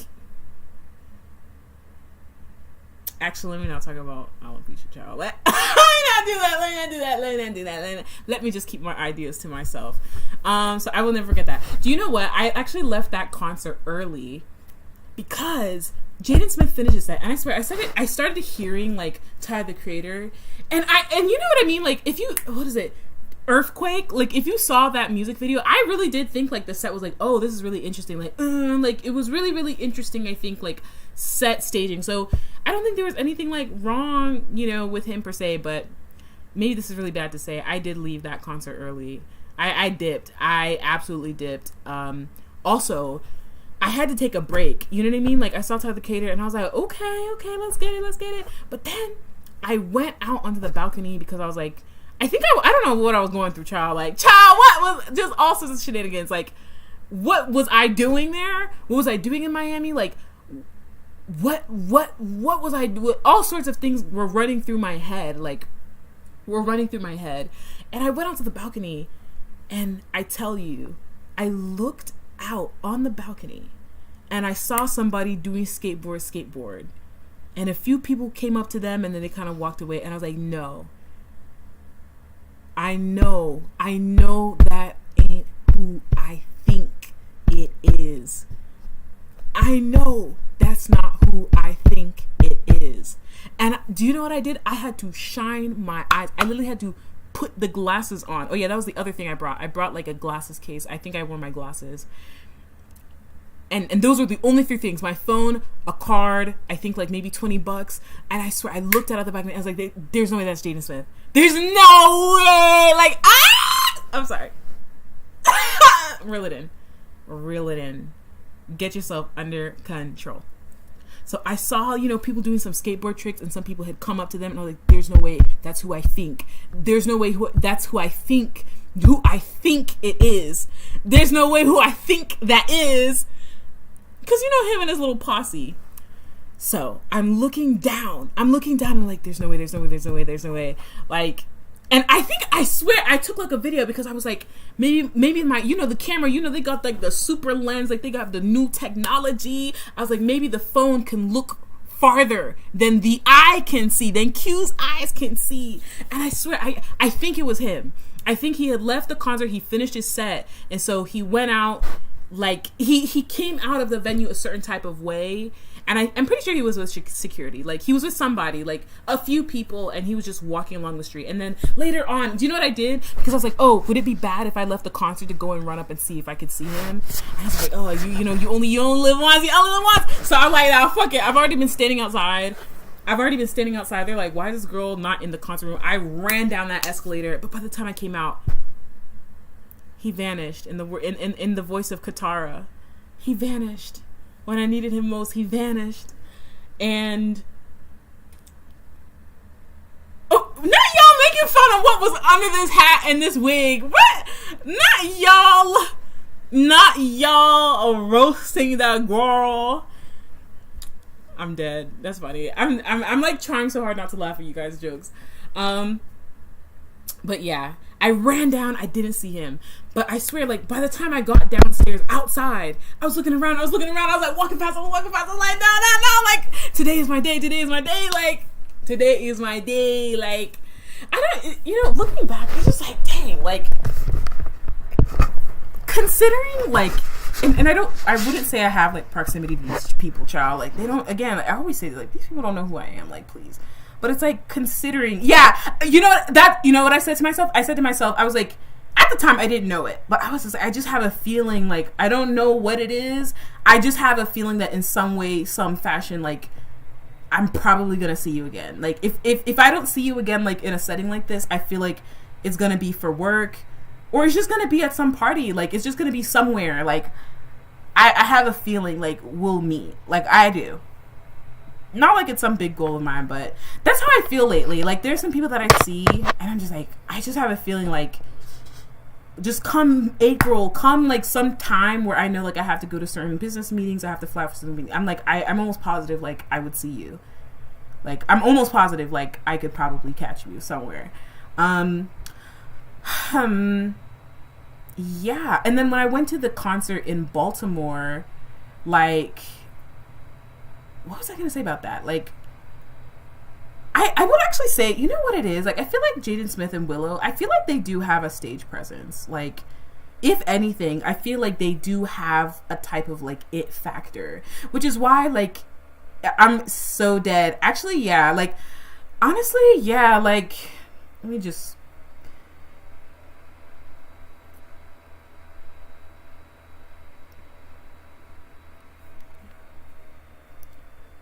Like, I feel in terms of, like, the Baltimore, I love the DMV. I love Baltimore. Like, I know some people are like, I'm not going to Baltimore, but I'm like, no, I feel like Baltimore is cool. Like, it's cool. Like, you can just feel it in your chest. Like, you can just feel, do you hear me beating my chest? Okay, that hurts. Okay. But it's just like, I can't explain. I think he does well with smaller sets. I really think the Icon album was the best album because maybe it's unfair of me to say, but yeah, like, I definitely do feel like, like, you selling the music, you know what I mean? Like, I feel like maybe I have different expectations for you. Like, it's one thing if you're just kind of making things out of, like, your closet. There's no expectations. There's no exchange. But this one, nah, please, I paid money. I paid for the Greyhound. I had come. I stayed, bro. I paid for an Airbnb. Like, you know what I mean? Like, you know what I mean? Like, I feel like I can say that I want you to continue practicing your craft. I want Jaden Smith to become a better writer. I feel like there's some interesting ideas that I feel like he could play with that he doesn't explore. And I don't know why. Like, things that I feel like resonate closer to him because he is a privileged child of fucking Will Smith, like, and Jada Pinkett, like, you know what I mean? Like, and so I feel like there's certain things that he could talk about that pertain to him. And I think that he's tried in certain songs, like, okay, where are you going with that? Who needs A&R? Who needs it? Jaden Smith. Like, Willow, like, you need people who can help refine or direct or help you produce, help be your editor, like, who can help you pick notes or hear things that are like, through my expertise, through my training, through the fundamentals that I know, like, what do you think about doing this? How about exploring these other ideas? Also, I feel like Jaden Smith, he has a problem with, like, making music that sounds like other people, which I don't know, maybe I don't think that's the right thing for me. I feel like I need to be more specific because I feel like a lot of music nothing is new under the sun, so that's fine, but I feel like there's a better way I can articulate that. Like, there's certain things that I'm like, this sounds like Drake. Like, it sounds like you called somebody from OVO, which it even the fact that I would make a comparison like this is a gag because I feel like Drake sounds like other, like, like, even in that of itself is a almost like an oxymoron because Drake, he's a man of, around the world in 80 days, like, you know what I mean? I'm gonna make a very is this a comment, a question? How do I remove liability? So what I'm about to say is alleged, and it's just for jokes, and it's just jokes. It's entertainment purposes only, and this is alleged, and this is no sort of suggestion to the contrary, and this is all fictitious. What do y'all think about Jack Harlow? Stop. What do you think about Jack Harlow and Aubrey? Let me stop. Like, Q, come on, that's not like. I mean, the tan was tanning. I will say that looked like a cool trip. I didn't know they knew each other. I guess. Tyro said, "Same. You can feel it in your chest." Like when Icon came on, and I just want to play like the first few seconds. Child, they about to strike this whole thing down. But like, if you just, I'll play it on low. Like, hold on, I'm gonna like. Hold on, put it in my ear just to check. All right, that's enough. That's enough. They said, we know exactly what that is. But, oh my God, I kind of want to find the drums. Hold on, like, let me, like,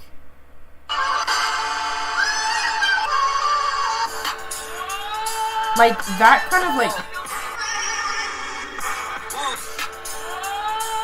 I love that. Like, I feel like there's something, like, whoever did that, I feel like, bring them back. Ask your father for more money. Like, who did that? Like, and Icon is not even, like, one of my favorite songs, but it's just, like, it's a good one. Like, I feel like the production is solid, but it's just, like, Jada Smith, when you say things like, clean my breath, like, your breath smells like dirty dishes. Like, yeah, like, it's just like, you need, keep writing. Actually, we could watch a YouTube video on this idea of, like, keep refining, because I kind of wanted to show you guys something else that I saw, I guess as it relates to number 2, maybe, or, like, this idea of, like, creative exploration. Yeah, it's a good conversation. I'm just like, like, when you hear something and you're just like, okay, I described this feeling, this is the best way I can explain it. I had a live stream that I privated because I was starting to design the stuff that you see when this topics filter isn't on. And in that live stream, I essentially explained the backstory of the portfolio in more depth, and how I was talking of a woman that I knew, or I don't want to say she knows me, or like, I don't want to say we're acquainted, but no, she don't know me, please. She don't know me. But I was actually talking about how she met me under another identity. And how I didn't use the name that I would say is attached to, like, most of my projects. Because I guess I didn't want, I always have this feel like people are gonna, like, if they know who I am, and then, whatever. Okay, so essentially what I wanted to say is that I was talking about how I saw her portfolio, and, like, and it's not really her portfolio, it's the portfolio of, like, her agency, but I know that she does a lot of the creative direction and work, and she contributes heavily to, like, the client projects. And so I had opened her website. And I had seen some stuff that she had done in the atelier. And this feeling of, like, I had to take a deep breath. Like, I saw the photo. Let me just, like, do it live react. Like, I opened the website and I just took a deep breath, like, of just, like, gasp. Like, I saw this and I was just like, oh my God. Oh my gosh. Like, you know when you're starting an anime or, like, a show and you see, like, your favorite character, or, like, in a trailer and you're like, oh my God, like, you see the character and you, like, pause, you press the space button, like, wait, stop, like, you press pause because, like, oh my God, I know who that is, who I think it is, like, that kind of feeling of, like, excitement and, like, bubbliness, and something you it's like your throat is kind of warm, and it's like, oh my gosh, excitement and wonder, and, like, almost like your breath is being taken away. Like, I feel like I kind of felt some of that, where I listened to some of the pans, and I listened to some of the drums, and I listened to some of, like, even the verses, and, like, this is really interesting. That's what I said. I said, this is really interesting. So that was a lot. But yeah, let's go ahead and go to, first Leon, you're blocked. Wanted to make sure you didn't have a little pistol under there. Black. LOL. Actually, I'm gonna skip all of y'all. Fuck all of y'all. All of those comments. Not you saying you didn't think there was a chinchilla under my hat. Like, that's actually really funny. All right. Invite me to the party, child. Hey, good. Say, just feel it in your spirit, like something's gonna happen. Like, ugh. Jaden and Willow have talent, like outside of their parent. I agree. You know what else I want to say? I know, like, her parents, Willow, like, she talked about, you know, her not wanting to do music and how, like, you know, when she was younger, you know, she was just having fun. Like, she didn't know that, like, people kind of saw her work, like, oh my gosh, this is really cool. And how, like, she was talking, and I don't know if they explicitly, I'm pretty sure, like, the person they were referring to was Jay-Z, but how Will Smith was talking to Jay-Z, like, dang, like, she could be doing some stuff, like, you know, and she was just like, no, I don't, this is not what I think I want, like, you know, I think it's okay for kids to, like, have talents, but I feel like they shouldn't, I almost would say, like, maybe kids shouldn't be allowed to, like, be in the money industrial complex of, like, what it means to sell talents or services at all. Like, even if you are good, I was like, maybe you can, if you still want to do this when you're 18, you can. But I feel like when you're young, like, with the stakes being on you and opportunities, and when I say opportunities, I mean money. Like, you know what I mean? Usually it has something to do with, like, some sort of, like, money and, like, parlaying of some sort of, like, capital. And maybe I'm happy that, like, I mean, we don't know, you know, I know what she says, you know what I mean? I only know of her what they say of her or themselves, you know what I mean? Or things that you hear. But, like, yeah, maybe I'm glad that, like, she got out of that game before she felt like she was, you know, unready or not ready. So I'm glad, like, maybe she waited to kind of just live her life and do whatever she was doing in between the years that she was just making music and having fun. Versus, like, now where she, I guess, feels more comfortable to put out music and explore a career and whatnot. So yeah, Jaden and Willow have talent, like, outside of their parents. I'm dead. Let's set up some parties together. I guess bo's the best time to say this. I'm Jaden, so I'm disgusted. I would be sick. Do you know what? What was it? What, I think, did I say this or did someone else say this? It was something about, like, how, like, oh yeah, I think I had made this comment somewhere where I was like, definitely I feel like people have, like, finstas, like on Twitter, like, they just, you know, like people that we know of, like, they're just probably, like, looking through, they're, like, liking, you know, putting the laugh emoji next to drama somewhere under some thoughts, 50-50 dates, $100 dates. They're cackling, arguing with people on Twitter, maybe, if they have the time, child. But yeah, I definitely feel like they have, like, social media, maybe, if they want to. Karen Mom said, if Jaden and Willow weren't famous children, I would still like them, if not more.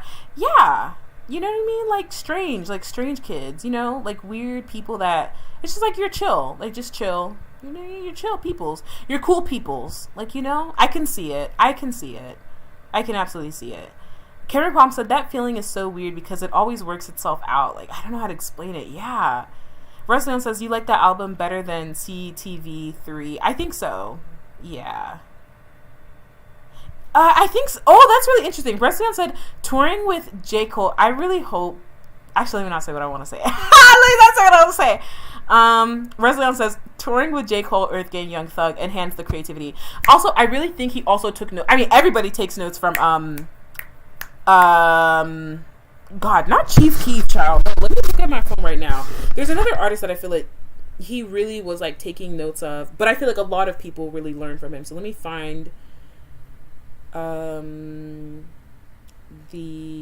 see, what is it? Not Ludacris. He was like, I know that the rapper, he was, like, depressed, and, like, the song that I'm thinking about right now, he's talking about, like, M83. No, like, not Kendrick Lamar. It's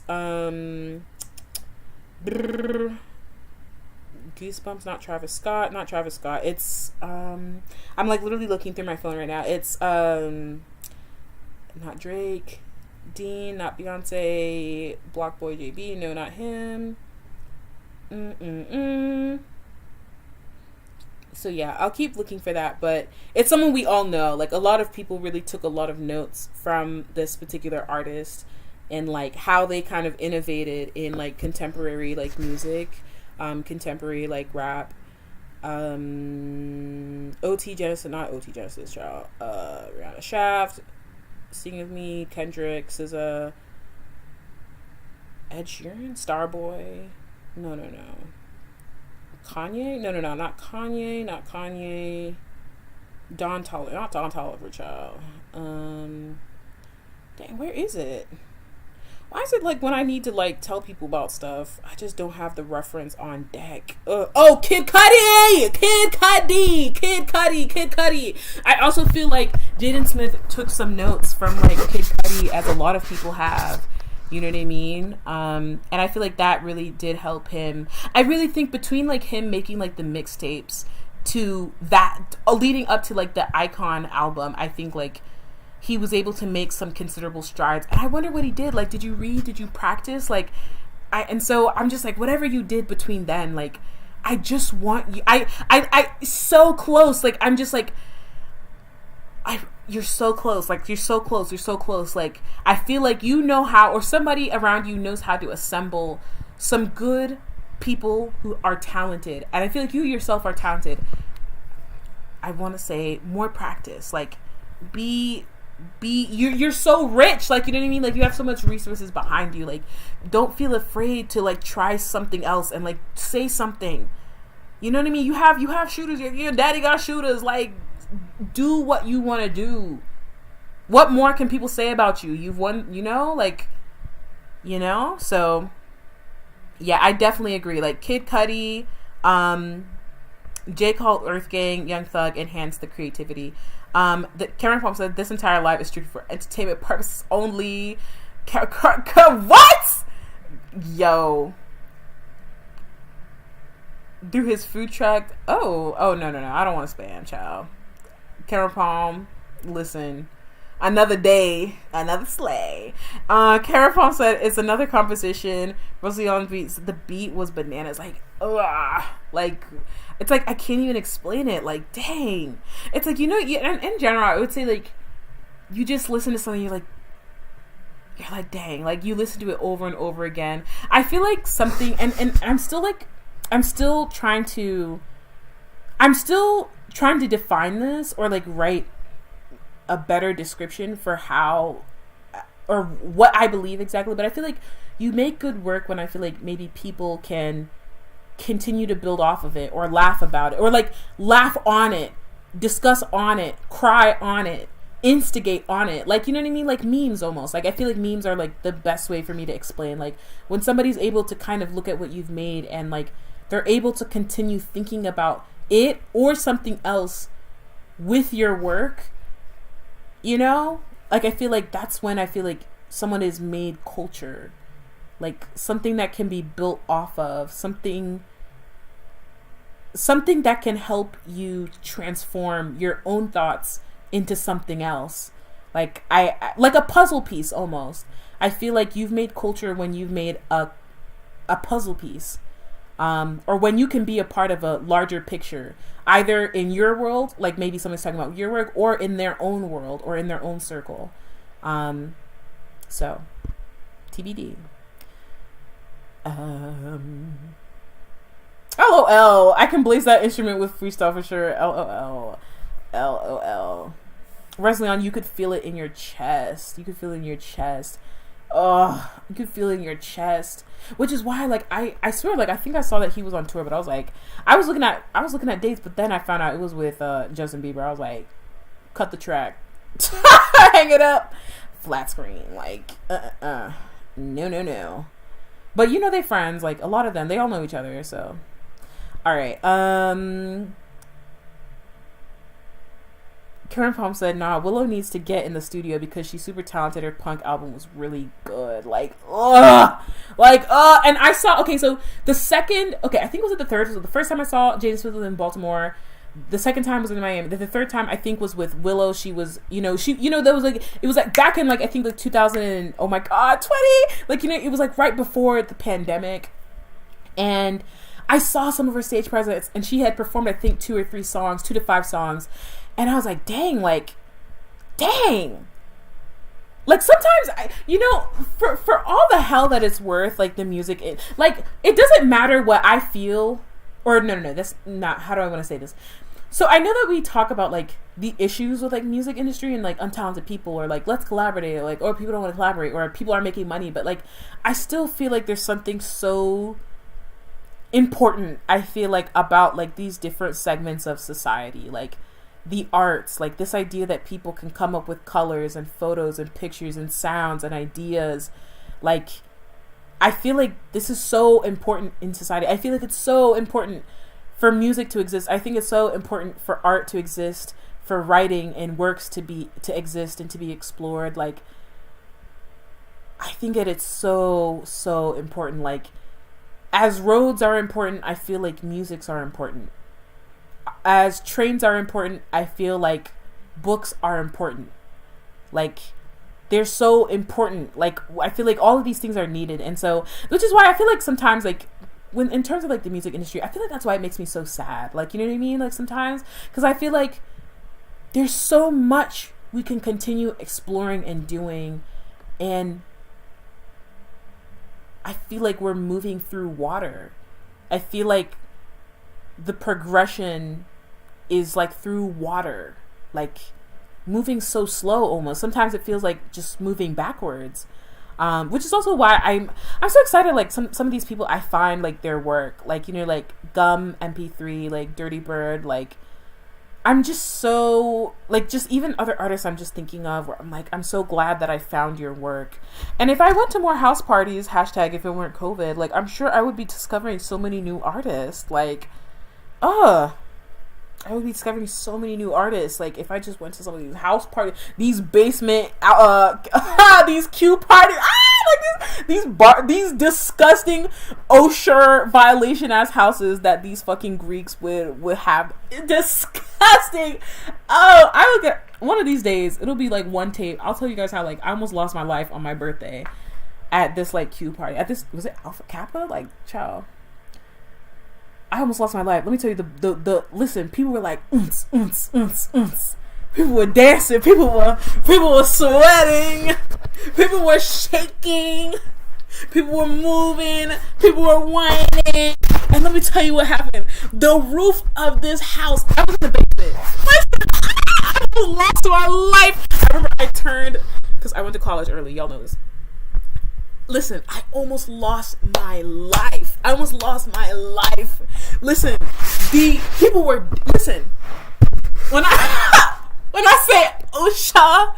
say OSHA violation, when I say fire department could have shut down that whole block, like, the whole block, all of these houses have to go into foreclosure. Like, the roof of the basement, because I was in the basement, almost concaved inwards, and people started screaming. People were like, oh my god. I'll tell you this story some other time. Listen, I'm too hyped. All right. But it was one of those days. What was I talking about, child? What am I talking about? Let me, So yeah, I feel like culture. Yeah, I was talking about culture and, like, how I feel like you've made culture when you can become a puzzle piece. That's so cool. Am I maybe, did I just come up with that? I don't think so.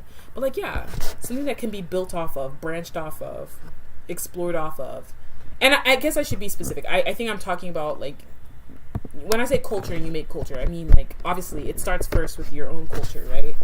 So, obviously, I don't care about what, I guess, Jaden Smith looking, non-Tyro, non-Cameron Palm looking, like, non-Q looking, like, you don't care what, like, what other people think about, like, our art.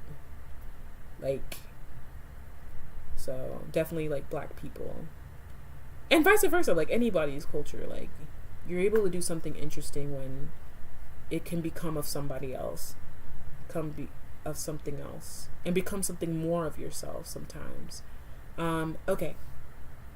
Karen Palm said, I agree with you. Kids should just do it for fun, nothing more, like, little fun hobby. Like, y'all, you know me, like, I find all of these, maybe one of these days, I'm gonna make, like, a directory of all the stuff that maybe I've read recently in the past, like, maybe 2 years, that I feel like has helped me understand things, that can explain, like, I don't think there's anything wrong with kids having talents. I just, you know, the entertainment industry is a sick place.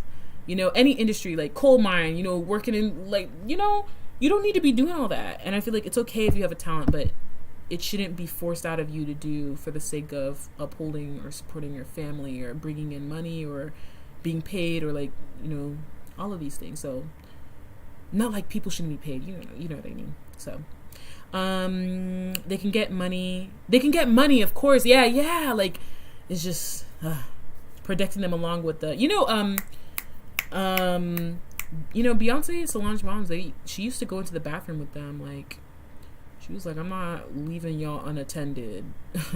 Playboy Cardi, Soulja Boy. You know, a lot of people learn from Soulja Boy.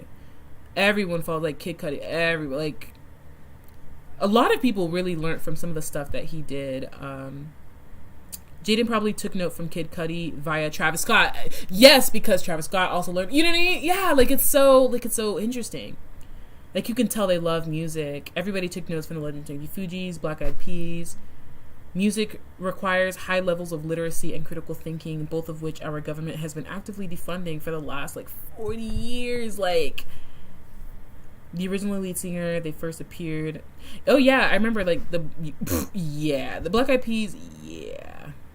We need the house party story. I almost lost my life. Listen. Okay, I'll tell the story. It all happened on... The shenanigans started during the day. I think I got peanuts from Five Guys, and I was splitting a fry with a friend, and we were walking back from, like, the info sci building, like, you know, comp sci, like, all of this stuff. Yeah. But, you know, Victoria Monet is talented. It is just so sick. I feel like Victoria Monet is actually... I feel like she has a lot of, like, writing credits. Like, outside of, like, Ariana, like, she has a lot of works that have been, that we know from some of these artists. Like, she's been shopping around a lot of her writings, and it's really good. It's really good. Actually, maybe that's okay, fine. I'll finish the story. Okay, so it started all from just a normal afternoon. I was getting hype. I had some friends, and they were excited because I was turning 18. And I think this was my junior year of college. Like junior, maybe sophomore. No, I think it was my junior year of college. And yeah, when did I start college? 15, 16. Yeah. Okay, so it was, you know what I mean? It was the day had, I went to sleep, woke up, I was like, okay, 24 hours before my birthday. It was I think a Friday or a Saturday, because we went to the party, right? So, went to class, chopped stuff with my friends. My friends were, like, sending stuff to the group chat, and they grouped me, like, oh, we're gonna go here, we're gonna go there. Like, she said, it was my birthday, we're gonna, like, do a kickback first and then walk all the way there. Or no, we were gonna do a kickback and then take a bus and then, go there. So we got to the party, and, we just dancing, all of that stuff. And I was counting down the minutes, and my friends were counting down the minutes, like, 1, 2, 3, happy birthday. Like, when people are dancing and the music is loud and, like, you know what I mean? And, like, your friends are, like, looking at you and screaming, like, because it's, like, there's music. It's like, oh my god, happy birthday! And I'm like, like it's my fucking 18th birthday, bitch. So we're in the house. People are obviously drinking, and it's people trying to do stroll in that cramped ass space, disgusting. And then, just as the clock turned, I swear to you, not even as the clock turned, like 12:03, 12:04. Things were going fine, but then I started to notice a pipe burst to the left of me. So I was looking at the DJ. That was another thing I was like, DJ, I don't know what. I think it's because I'm tall, child. I think it was just like, who is this girl sticking out like this? But I don't know. That's another conversation today. I don't know. I was making eyes with this guy who was doing the DJ. And you know what? It was a good DJ set. I really do like good DJ sets. I feel like the best DJ sets are at house parties, because I feel like for some reason, like, clubs, they don't really have the best DJ set. And I think it's because they don't want black people going there, so they don't play, like, good mixes, or they mix it up with a lot of pop or, like, synth. not, I don't even want to say house. I don't even want to say house music. Like, they just mix it up with stuff that is like really pop. All right, back to the story. So yeah, I'm making eyes and whatever, but that's not what I noticed. Like, what I noticed is that, like, it's like 12:03, 12:05, like, I noticed like dust. I don't know. I noticed like something was like touching me, right? I was like, what is that? So I kind of like look up and look around, and then to my left, a pipe burst. Like, I noticed that the pipe burst, and I'm like, dang, is this like connected to y'all's main water line? That's when I started to notice. I was like, dang, this house is an OSHA violation. This is a house in an OSHA violation. This is a complete violation. So I'm like, oh my God. So people, obviously water spilling on like me, a few other girls, and like, you know what I mean? Like, they're trying to close the pipe. They're like, what the fuck is going on? Oh my God, ew. And so people were like, okay, make way. Let's get it done. But then, child. Bro, I was like, that's kind of like, because I was in a basement, child. I was like, there's a lot of people. I feel like if this is connected to your main water line, I feel like this place could flood, and I'm kind of scared. So if they, like, I was like, you know what I mean? Like, I had already started moving away, and I was like, oh my God, like, that's when I started to notice my surroundings. That's essentially what was going on. Like, I had been dancing, and also I don't drink, so like I had noticed, like, you know what I mean? I had noticed like what, you know what I mean? Like, you notice like a pipe burst. It's late. It's at night. Like, you know, you're in a basement. I'm not near the staircase. I'm not near the door, and so that happens. They kind of fix it. They kind of turn off something, and then I start to look around because I'm like, where is an exit? By the way, like, if I had to get the fuck out of here, like, if this place started flooding, like, I feel like people would start to panic, right? So I start turning around, and I make a full circle and look in the back, and I couldn't really see, but I was like, is that a door? Is it a sealed concrete door, or is it a door? Is it, you know, some of these cities, like, you know, Philly, like, you know, places in Pittsburgh, like, or like, I don't know, Ohio, I don't know, like, you know, urban areas in like a city, they have these things where, like, what are those things called when, like, there are stairs directly from like under the building? Like, there's a grate, or there's like a metal door that covers something on the almost sidewalk, but they're actually, if they open up, there's stairs that you can walk down into the building underneath, or something like that, or underground. Yeah, so I thought that I saw something like that. I was like, okay, is that a door that connects to one of those like staircases that I can walk up onto the sidewalk? And so I start to move because I'm like, okay, I'm noticing people getting a little flustered with the water, and I feel like it's kind of hot in here, and the music is really, you know, and I feel like people are jumping around, and, you know, the basement is at capacity, which means that a lot of people upstairs are trying to dance. So I'm kind of looking around. I'm like, okay, I feel like that's a sealed exit. So I grab one of my friends, and I'm like, I feel like maybe we should go. Like, you know what I mean? Like, I feel like maybe we should kind of go. Like, you know, we can find another place. We can hang out for the rest of the night in the dorms. Like, you know what I mean? Like, maybe we should kind of, you know what I mean? Like, I'm just like, I know I'm excited and happy, but maybe we need to get some air. Like, this, you know, like, just, you know, you start to like quickly add up some things. You're like, water pipe buys. I think that was like one of your main water pipes. And I don't think it could flood that quickly, but like, people would panic, and there are electrical items down here. So could we get electrocuted? Would the power go out? Like, hashtag Titanic? Like, what the fuck? Like, you know what I mean? Like, you know? So I tell my friends, I'm like, I feel like we should dip. Yeah, I feel like we should kind of like find our way, you know what I mean, to the stairs. I feel like we should, if you want to dance, let's scoot upstairs or outside the house. So I start to make my way.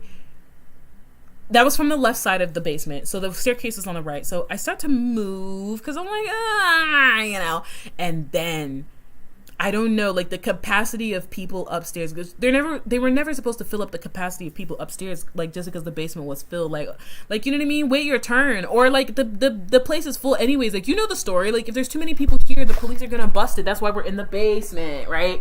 So I start to notice, like, there's a lot of people upstairs, like, because I start to hear and see the basement ceiling flex. I start to see it kind of like concave in, right?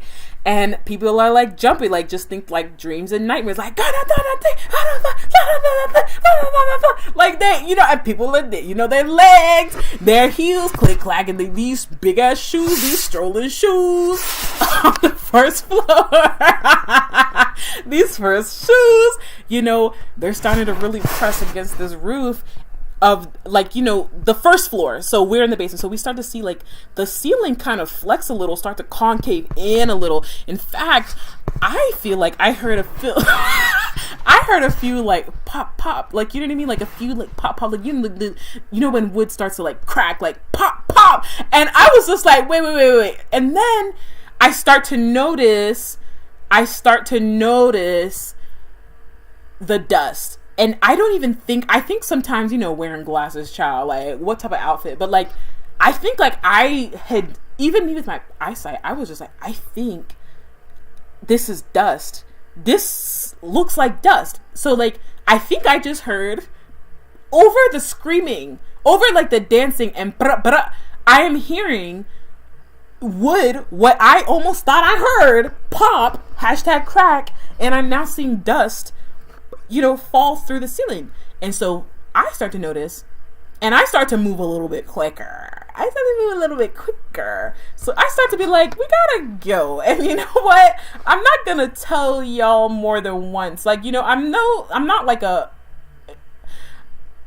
no child left behind like policy. I have that policy. Like, I would never ever leave my friends with some dude, like, you know what I mean, drunk, like, but I like literally grab people and I'm like, we gotta go, and they don't notice it. I'm like, bro, like, some of the people who I think were maybe sober or tall enough, like, they felt something falling onto them and they were like, what is this? And they noticed it was dust. So some people at the back started noticing, because I think the center of the basement ceiling looked like it was flexing. So people started to move. You know when something's about to fall, or you don't want something to fall on you, so you kind of move? That's what started happening. So people started to shove to the back, right? Where did I say the back was? The concrete that looked like it was sealed in, no exit doors, right? Then there was the front, then there was the water leak, and then there was a window that someone was trying to peek their head out of to breathe air, because, you know, the air was kind of getting a little humid, like people started hyperventilating, more dust started, you know, people like blah, blah, blah. And I think people on the first floor, they started noticing that the floors were kind of flexing themselves. So they didn't know what was going on in the basement, but they knew that like it was moving, right? So people started to see the dust. More and more people started to see the dust, and then a scream let out. Like somebody who was clearly not like, like, you know what I mean? Like, bro, you could clearly hear like a scream. So someone's like, ah! You know what I mean? And I was just like, that's listen, that was when I was like, okay. I tried to zoom my friends in front of me, like literally pull them and throw them in front of me, and then I just started running. And I think, I don't know what it was, but like, you saw people try to, you know, move their way to the front. And I swear, this was the same house that I think what they would do was like, I guess when people got to the basement, I think somebody would try closing the door at the top of the staircase. So some people were essentially knocking and like, oh my God, let me out. I was like, ah! So I start running. I'm like, oh, hell no. Oh, hell no. Hell no. I was like, I didn't even turn around, because at that point, more people saw the dust and the creaking. And now you could hear, now it was not just that the baseboards in between the beams were concaving in, but the actual beam that was trying to hold, like, you know what I mean? Like how beams are stacked not diagonally, like perpendicularly to like floorboards, right? Bro, that's when people started to notice, like, the beam started to shift a little bit, and then one of the center beams, somebody heard a loud pop, like crack, and then everybody started screaming. Everybody in the basement started screaming. So I'm like, boom, boom, boom. I'm like running out of the way. I'm like, get the fuck out of the way. Like, I was like, open this door. And so the door, I think it got broken. I honestly think the door broke. And every side, you know, like when, I think people on the top, because they noticed that the floor was breaking, so people started running out of the building. Let me tell you guys, people ran in. One of my friends ran. So there was, okay, you get out of the basement. There's left and then there's right. If you turn left, you're in the floor space under which you heard the beams were, you know, the floorboards were pop, pop, pop. You know, and if you turn right, you saw their dirty, dank ass kitchen. But there was a door there. There's also some windows. I went and I was like, it's just like the moment where it's like you have you're looking around and something's happening and you're trying so hard, like in like 3 seconds, like in less than a second, you're like assessing the situation. I look left, I look straight, I look right. And I'm like, okay, what do I do? Can we get the door open? So I turn left. One of my other friends, she turned right and she jumped out of the window. People were jumping out of the window. Somebody broke the door open from the kitchen to the outside and people started running out. Then you could hear the sirens. Boo! I think someone called the police. Somebody called the police. I was like, help me! Oh my God! The coming down! Oh my God! Oh my God! And I was like, thank God for that, child. Somebody was like, open sesame this bitch. I'm calling the police. I think some people from downstairs started calling the police. They're like, oh no, if I don't get out of here, like definitely someone's catching a charge. I actually think they got like fined by the city. I don't know if they ever inspected that house. Okay, so, and I never went back to that house. Let me tell you guys this. Whenever like, oh, you want to come back to this party at this house? And I was like, at whose house? At the Kappa house? Block. Like, you're not a serious person. Like, I know you guys were there on the day that we almost lost our fucking lives. Like, do you guys not remember, like, some of the people inviting me to parties back at that house literally jumped out of the window. Like, they jumped out of the window. Like, so, yeah. So two of my friends turn right. They jump out of the window. One runs out of the door. I turn right and I'm like, boom, boom, boom. I'm like, so what I do is, I'm like, okay, if the floors need to concave in, that means that the center floorboards are weak, probably cracked. You have to go in a circle. So literally, even though people were running straight, like they would leave the basement and then run like either straight left or straight right, I literally ran in like a circle. Like I ran along the perimeter because the floorboards, as people started to leave and scream, the floorboards kept popping. Like, you know what I mean? Like, if you can imagine, like, a place is over capacity, you know what I mean? Infrastructure on zero, you know what I mean? Like, the stress created by the weight of people coming out and running out, like, people running, like, boom, boom, boom, boom, started to crack the boards even more. One of the the beams, you can hear it cracked. It, like, completely cracked and a chunk fell to the ground. People were screaming. People were like, oh my God, oh my God. People were running. I ran in the perimeter. I turned left. And I quite literally like somersaulted out of the, like, thank God for Taekwondo, child. We learned how to fall in that class.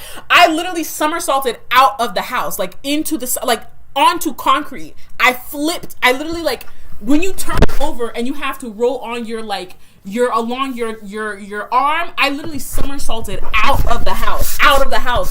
Bro, that was the day I knew. With adrenaline, all flexibility is possible. Absolutely. Okay, it's not time to crack jokes. So, I left the house. People were screaming. You could hear, woo, woo, woo. And in the house, it's like, people were screaming. The air is damp. It's like heavy. It's like much heavier than it just being like the hot and sweaty. It's like heavy. It's scary. It's kind of like, it's like, could I lose my life? I remember when I was trying to make it up the staircase in the basement and the door wasn't open because they were like, why do they want to leave? It's already at capacity, so we'll leave them down in the basement. There was a moment when the girl was screaming like, they won't open the door. They won't open the door. I almost pulled up my phone. I almost called my sister. I was like, oh, I feel like I'm about to die here. Like, I feel like there is a small chance. I was like literally in the process of like, okay, do I just text my sister like, bro, so I know you told me not to go to their parties. I know you told me to stay away from these Greek boys, but I actually think I'm about to lose my life on my birthday. And she would always stay up till I got home from parties sometimes. Like she she'd be like, text me when you get back, text me when you get back. But yeah, that when the girl up, like when the girl at the top of the staircase was like, they won't open the door, I literally was like, do I call my sister? Do I call the police? Do I call my mom? Like, do I text my mom? Do I text my sister? Who do I because I was like, I feel like there was a moment essentially where I was like, I felt my life like flash. Like, I felt my life flash. It was that moment, and also when the dust, people could see, all the people started to notice the dust, and I heard like the first scream because I noticed the dust, and somebody else started to notice the dust, and then more people started screaming, and that was the first moment where I was like, oh my God. And that's why I tried to shove my friends in front of me. I was like, okay, we're gonna try and make it up there. But when the girl was like, the door isn't gonna open, but the floorboards were still pop, pop, pop, pop, pop, I was like, I could really die here. Like, I could really, really just be deceased here on my 18th birthday. So I run around the perimeter. I somersault out of the front door, because at this point, the door, I think, was just off the hinges. Like, people were running. Any window that was on the first floor that wasn't completely into like a ditch, people were like jumping out of windows. They were jumping out of windows. They were breaking the back doors. I think they broke like 2 of the windows. They didn't care. Some people, like, I think they're people who were upstairs, because they noticed people were screaming.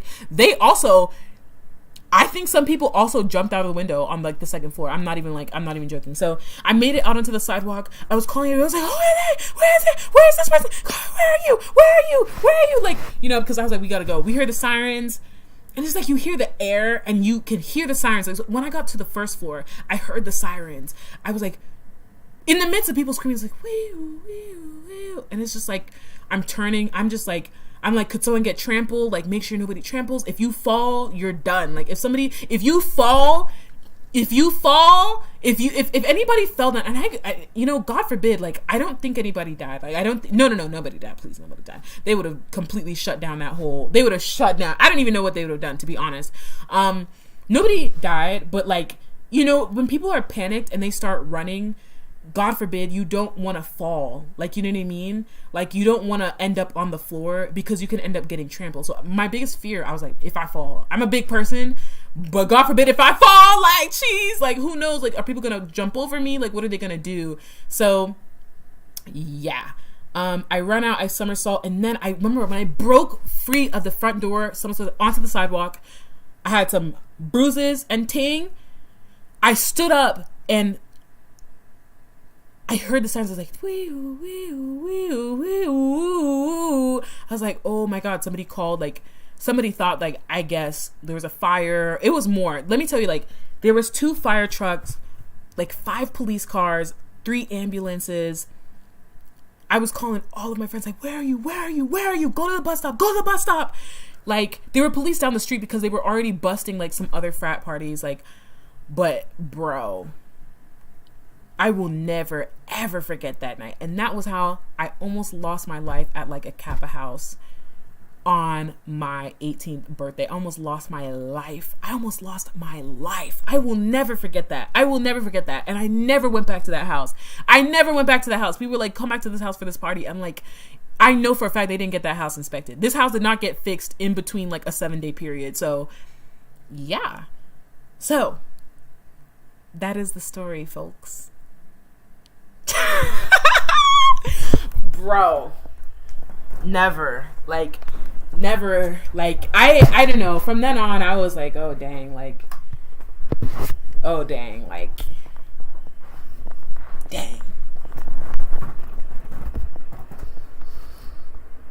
bro, it's always one of them houses, like, when I say OSHA violation, like, I feel like I hope they got a fine from, like, the fire department. Like, there's no way. But, you know, maybe these people don't care. They're like, nah. Bro. I, like, even thinking about it, I just remember the moment I heard the pop. Like, and it was so loud. Like, it was so loud. In fact, the reason why I was so confused when I heard it at first, because I was like, what would make such a large noise over people, over this music, over this feeling, over like the cameras and the flash, like, of people recording shit for Snapchat and whatever, like Instagram, whatever, like, what could be so loud? Like, what could be so loud? I heard the noise first and then saw the dust second, and I was like, oh my God. And you know what I mean? Like, when these parties get busted, like, right, when police come, they start asking for IDs for everybody. You know what I mean? They're like, everybody stop. And my friends, when I was calling out to them, where are you? They were like, we gotta go. I was like, what's going on? And they're like, you're here. Like, you know what I mean? Like, nobody wants that type of issue. Like, it's like, even parties like that got busted, like, where my friends would immediately be like, you gotta go. Like, out of all of us, you can't be here. Like, you absolutely can't be here. Like, if you are here, this is an absolute, like, absolute like if they found like a fucking like 16-year-old, like I mean I was a freshman, but like I was a freshman sophomore, but fine, like if they catch a minor here, like they're gonna flip. They're gonna be like, there's no way. Actually, I'm almost positive like there was like this one party, and it was like early, very early, like freshman, like where they were like, I feel like you're way too young to be here, so actually we can't let you in. Like pretty much if anything happens, like we can get in some serious trouble.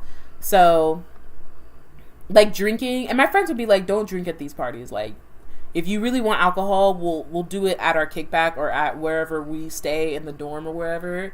But they're like, don't drink at these parties, and when we say it's time to dip, it's time to go. And if police ever gets, and if they're all trying to card people, you better just walk on the street. And also I feel like the reason why I was also able to get away with some of these things, because like I feel like I never looked the part, you know what I mean? Like I feel like I dressed very much like a 16-year-old, like a kind of like a goofy,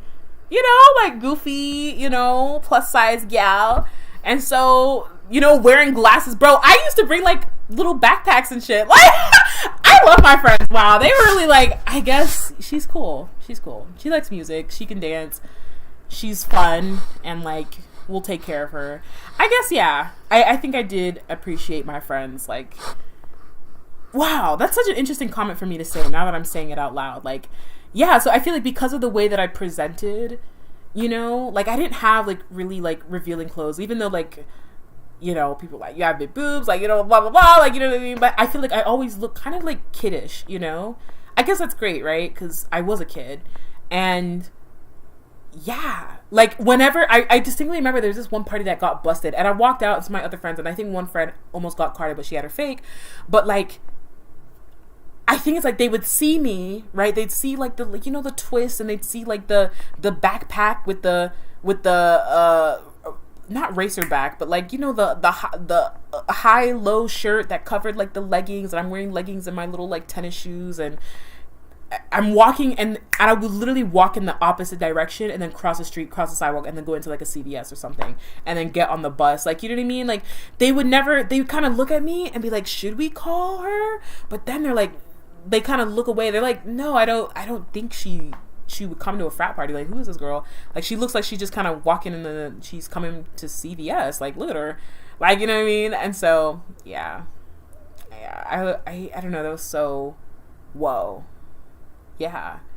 I will never forget that day. I will never. And I got on the bus and I stumbled home, and we were laughing about it. I'm not gonna lie, my hands, I was like, wait, did this just happen? Like, yeah, like a halt, you know what I mean? A halter top, the racer back shirt that's like high, like low in the front, like, like normal t-shirt level, but in the back it's like elongated, more fabric to cover, like, you know what I mean? Yeah, like I look like somebody's sibling.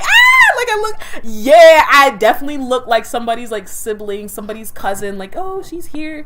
Yeah, I'm gonna be taking her out to like IHOP on Saturday. Like, you know what I mean? Like, like, oh yeah, she's gonna come to my dorm and blah blah blah. Like, blah, blah, blah, blah, blah. Like, it was kind of like, whoa, like, wow. Even the way I feel like I'm saying it, that's definitely 18-year-old me. Like, this is literally what I said. I was like, oh my God, wow. Like, I do sound like a kid. Like, now that I kind of like look back on like how this sounds, like now that I say it out loud, as someone who's like 22, I'm like, wow, this is such a kid. Like, there's a tone about me. There's like a tone about that this is definitely how I saw it the time that it happened. And I swear to you, there was like dust on my shirt. I came back, I literally took off all my clothes, right? Well, obviously, you have to like, I don't wear my outside. I don't like wearing my outside clothes inside my house. So, you take off the clothes you wear on the bus. I don't wear the clothes I would sit on the bus in my bed, right? So I put on my PJs, right? So I'm taking off everything, and my sister, she kind of says something. She's like, Q, like, how did it go? How's everything? Happy birthday. And I was like, I almost died at that party. She's like, what? I was like, yeah, the beam started popping, She's like, oh, you can just hear like, she's like, oh my God. Like, she's like, why did you call me? I was like, I almost did. Like, I was like, I didn't know. Who do I call? The police or you? She's like, call me. At least I'll know what happened. I'll beat people up. Like, she didn't say that. She don't say that, but like, tell me first. Like, she's like, if it's dangerous, obviously call the police. Like, if you have to choose, if it's like life or death, then it's like, okay, well then you have no choice, right? So yeah. Oh my God. I will never forget that. And that's how I turned 18. Okay, let me read some of these comments. I will never forget that. Oh, I will never ever forget that day. Like bro. Like even you guys saying this is just like running to the when that girl said the door wouldn't open, I was just like, so what do you do? Because I feel like I've learned the fire drills, like stop, drop, roll, like, because that's when I started, because I think people saw me, they saw my side. I was like, I think they started letting me move up the stairs, because like, well, if we can't over the door, we need to get somebody who can break this door open. The fuck? Like, we need to break this. I was like, open the door, push this door open, the fuck, kick it down. And then somebody finally swung, the door was able to swing open. I was like, dang. Like, Karen Paul said, bye. Good luck surviving, child. Bro, I told my friends I told them like 1, 2, I was like, I think something's wrong. I think we should go. And the beams were popping. People started screaming. I was like, we gotta go. Like, I will hold your hand and throw you in front of me. But when I let go, y'all better be heading to this exit. And that's it. Like, that's the most I can do. Like, I think that's the most I can do. Like, I'm moving. You need to move. Like, trust me. That's horrifying. I know what you're talking about. Like, oh my God, it seems like a nightmare, bro. It's like, just like I said, like the music, people are like, hey, la, la, like, you know, and it's just like, you think you're hearing somebody like doing that, but then you hear somebody scream, and it's like, no, that's not someone doing like, hey, like, yeah, like that. It's a different sound. I'm like, was it a guardian angel? Because I was like, dang, like, I the first thing I thought to myself, because I was like, I don't think people heard her scream. I was like, was this a normal person screaming? Like, how was I able to hear you? You know what I mean? Over all of this noise. So, amazing try. I'm not the 2 people. Oh, I'm dead. The floor's about to collapse. Yeah, like, and you know, bro, you know, some of these places, you know, it's under maintained. Like, they got it for a steal, $400 a room per rent. Like, you know what I mean? The rent be like $350 a month, $450, $500 maybe. The whole house, renting the whole house is like $1,500. Like, really just what could be going on in this house? I'm like 5'10", like 5'11".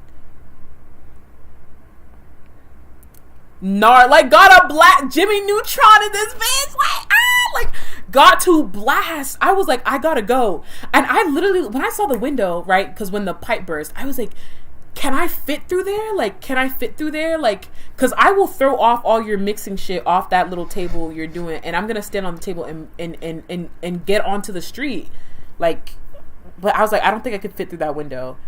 So, and with the infrastructure falling, I was like, what happened to the window if the beams that support like the structure break? Like, could the window collapse too? So would I be stuck?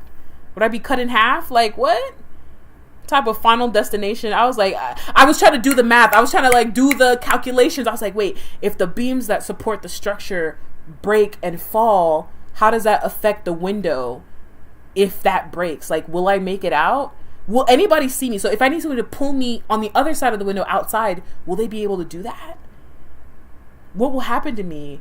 Will I like lose a spleen, puncture a kidney? Like all these questions. I was like, think. Like, my head was like, think, cute. If someone's screaming, okay, there doesn't look to be an exit. Like, is it that they can't get it open? Is it sealed? Is it concrete? Okay, is it use a plaster? Okay, somewhere else. Come somewhere else. Like, you gotta go.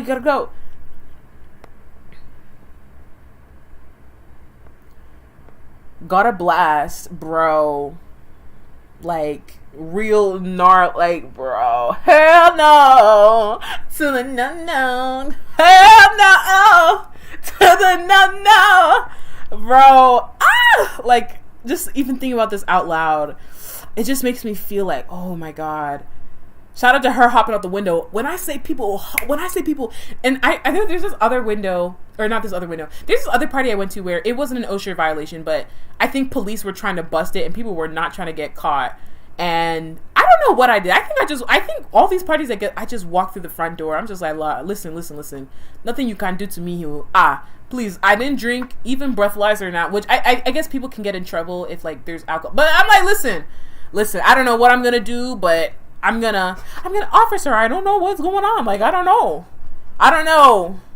There's something I want to say, but maybe this is not appropriate. Okay, something else I thought about when parties got busted. I'm like, what would happen if I guess like, okay, if all the teenagers beat up the police, like, I'm not trying to say, like, not beat you up, but like, you know, push you onto the ground and then run away. Like, what are you gonna do? Like, you can't run after all like 25 of us, all 40 of us, all like 120 of us. Can you? Like, you know what I mean? Like, if we all like push you into the bushes and then run away, like, are you gonna? Well, I was gonna say, are you gonna kill some college kids? But you know, you can never know. But I'm like, it's us against you. Like, I feel like we could throw sand in your eyes and run. Like, this is the child in me. This is the child in me talking. That's how ridiculous I sound. But yeah, hopping out the window, like, oh, people are deranged. And a part of me was like, why would you guys close the door? Like, don't you guys need to check if everything's okay? You guys know the state of your own house. Like, this is hell, bro. 0 to 100. Thank God. No. If the ceiling concave, because I think I was standing like close to the center, which is why I had moved. Like, I moved from the pipe to the center, then I was right under, I heard the pop, dust was falling onto me, and then I was looking back, I was like, do I go back? Do I go to the side, to the right, so that I can get out of, like, bro, the place was at capacity.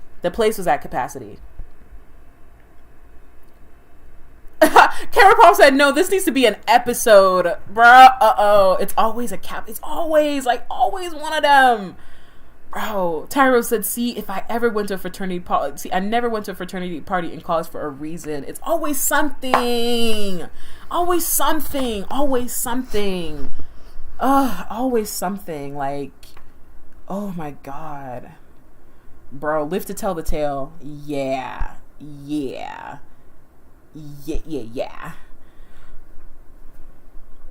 Short form ready. Oh, bro. See, I never, oh my God. You were a child in college. Yeah.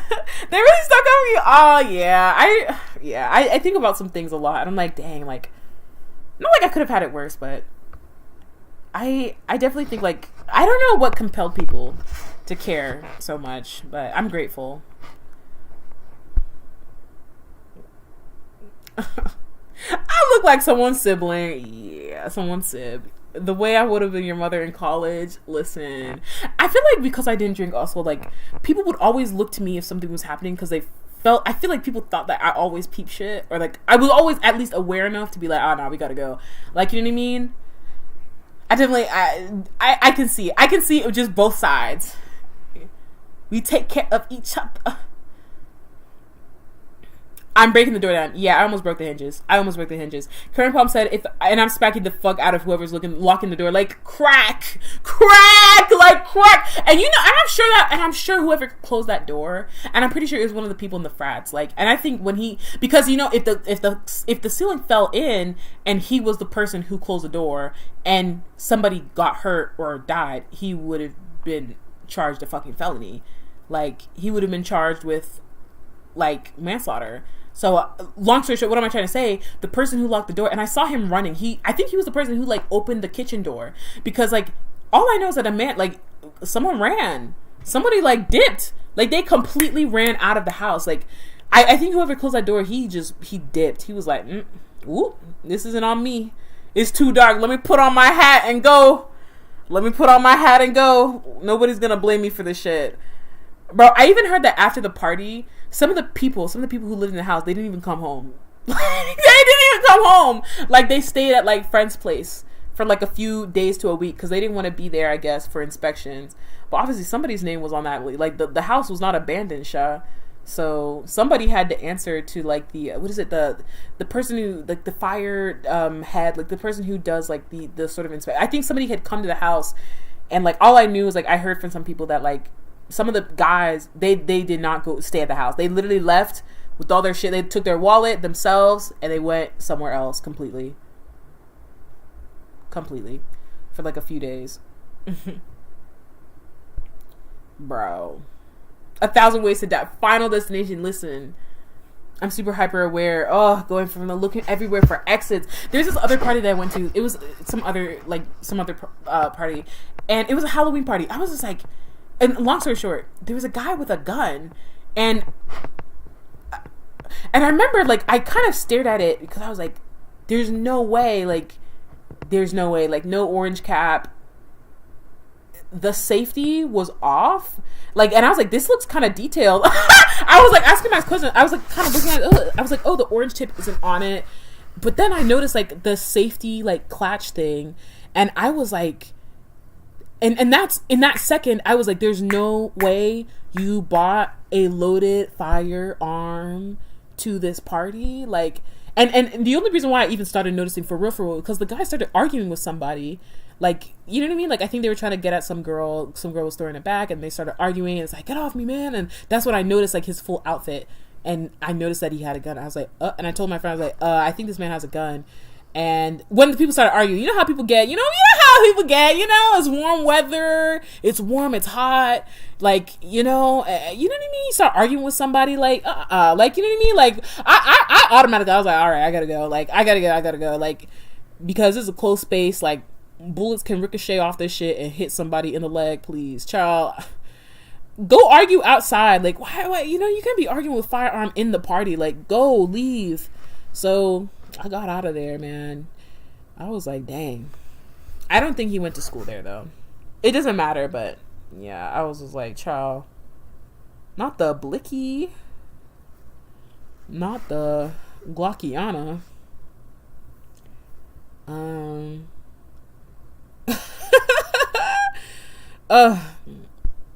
Not a gang up, child. Listen. Yes. Yes.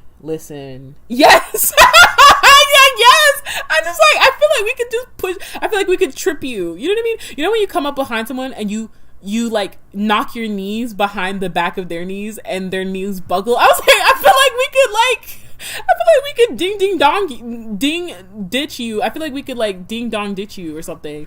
We could trip you, throw you in the bushes, and then throw sand on your face. Like, I truly feel like we could pull it off. All 15 of us. Like, if we all put our heads together as people who are running out of this party, I feel like, as long as nobody's hurt, I feel like really that's your purpose there, to make sure that people aren't hurt or that they don't need to get like an alcohol treatment. Yeah, they will definitely. Karen Fong said, yeah, they'll definitely pop you. Yeah. They will definitely pop you. Valentina Nicole Jones, hey, mwah, mwah. It's so ironic you came near the end of the post. Oh my gosh. But yeah, you should listen to the, I guess, college story. How I almost died on my 18th birthday. They definitely gonna pop you. I'm dead. Q was running like Rue that night. Bro, when I say I ran, I was like calling out to my friends. I was like, where are you? My friends were like, you gotta go. You have to go. Like, they were like, you gotta go.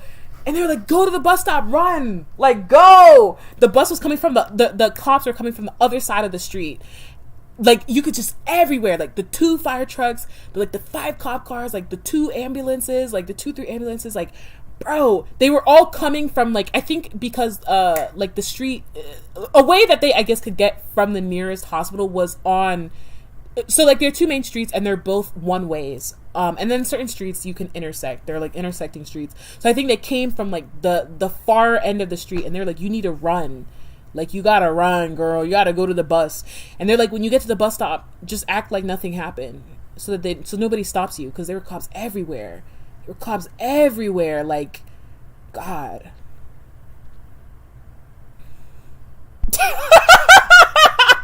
I feel like everybody's getting from this. They're like, girl, this girl we're going to some ghetto parties. Reslion says everyone hopes for a memorable 18th. I'm disgusted. Tyro said a gun. Bro, I swear to you. And it's only because, what is it? Law and Order, SVU, dun. Like, I swear to you, I was like, there's no way. Like, there's no way they're selling guns that look like they could be used in props and shows to, like, civilians. Like, I'm pretty sure you have to get a clearance for that. Like, so it wasn't until I noticed that, like, safety, like the clash, I was like, I've seen a toy gun before, and it doesn't look like this. Like, it does not look like this. This doesn't look like this. And, like, I mean, we were black, and I just feel like, you know what time it is, like carrying around a gun, like in our area, like, you know what I mean? Like, you know what it could mean. So it's like, why would you cover up the orange part of like the toy guns, right? And that's when I was like, oh, I don't think that's a toy. Yeah, I don't think that's a toy. And it's just like, I think these things happen in like maybe like a 3 to 6 month time frame, like maybe like a few weeks to like a 6 month time frame of each other. All I know is that this happened after the losing my life, ceremony. You know what I mean? So like, essentially, when I saw that, I was like, oh no, I've seen all I've needed to see. I've seen all I've needed to see. Like, I've seen all I've needed to see. So I'm not doing this again. So if you have a gun and then you start arguing with people at a party, then I gotta go. Like, then I gotta go. I gotta go. I gotta go. Carol Mom's like, yeah, I'm gone. Yeah, I'm gone. I don't argue with weapons. I don't argue with weapons. Yeah. I don't do all of that. Yo, Amazing Charm said, Karen Palm, you running in your Jesus sandals. You just running like pew pew pew pew pew.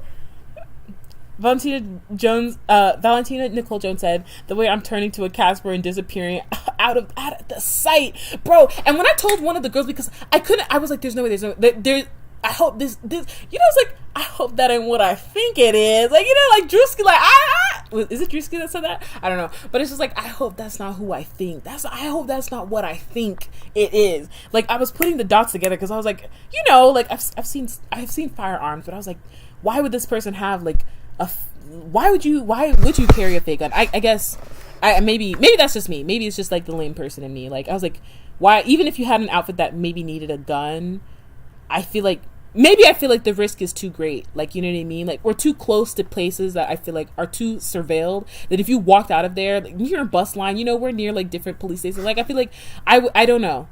Unless like, the papers are tight, you have some backing behind you, God forbid, if you ever get pulled over with a gun that you can legally carry. I was just like, the risk is a lot. But I guess maybe they thought like it's Halloween, so like if today's the day to like literally have a gun literally just like just out in the open, today's the day, and I could just say that it's fake. So, but yeah, I told a friend next to me at the time, I was like, I looked at her and she was like, what? And I was like, I think that man has a gun. And she looked at him, she was like, oh my god. And she was like, she looked at it, and she has better eyesight than me, child. She looked at that shit, she was like, ah! She's like, oh my god. She literally turned, she's like, we gotta go. She was like, we gotta go. Like, she was like, ah! Yeah, like, it's a lot. I don't know what people would do if they have a gun. I don't know. I don't think he had like any bad intentions, but God forbid, you know what I mean? Like I said, that's safety. That was like one of the first things I noticed. I was like, there's something about this that doesn't look like it came from Toys R Us.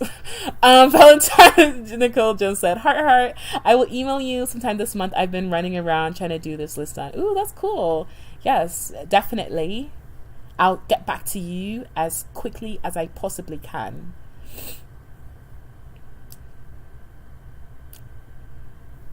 LOL. Yeah. Like, somebody has told me that, like, when it's hot in the summer, if you do see somebody and it's hot and you're at like a cookout or something, it's hot in the summer, and like maybe some people there have guns, like, definitely like have your eyes open. You know what I mean? Like, there's something about like the heat.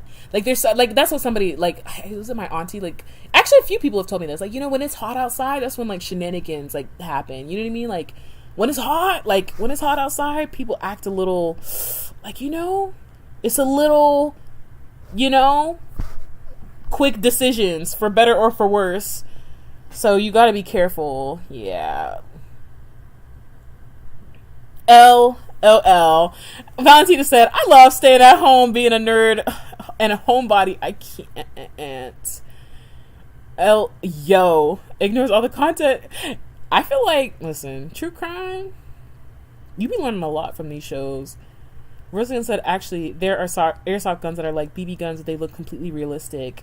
Like, yeah, like, that's, it can definitely get you popped if you pull the wrong on people. Like, it's so, like, it's so, I was just like, And even in fact, I think like, is it paint guns? Like, I'm like thinking of a certain type of gun that's like a little bit more realistic than a toy gun, and it's not like a Nerf gun, where it's like if you hit somebody at close range, you can get hurt. Like it could like penetrate skin. Like, yeah, and like some people like they don't notice. Like, you know what I mean? If you pull out a gun, like, you know what I mean? Like they're serious things, you know? God forbid somebody puts a gun to you. I feel like God, you know, you don't pull out a gun like to, you know that it can hurt somebody essentially. Even if it's fake, I'm not taking the risk. Like,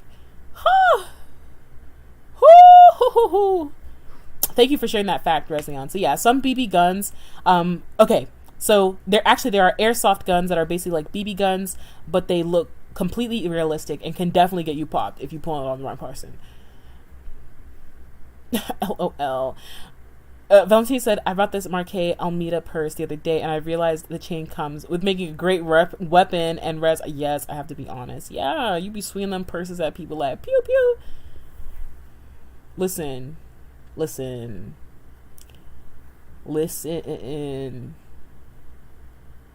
Bro. Like the heat makes people want to fight. Ooh, there's something about it. Like the heat, ooh, it makes people antsy. It makes people froggy. It makes people like, oh, what are we gonna do? Like, what are we gonna do? Valentina says, I'm jumping into the sky like Team Rocket. Like, I can't. Like, if I see a gun, I'm not noticing something else. Like,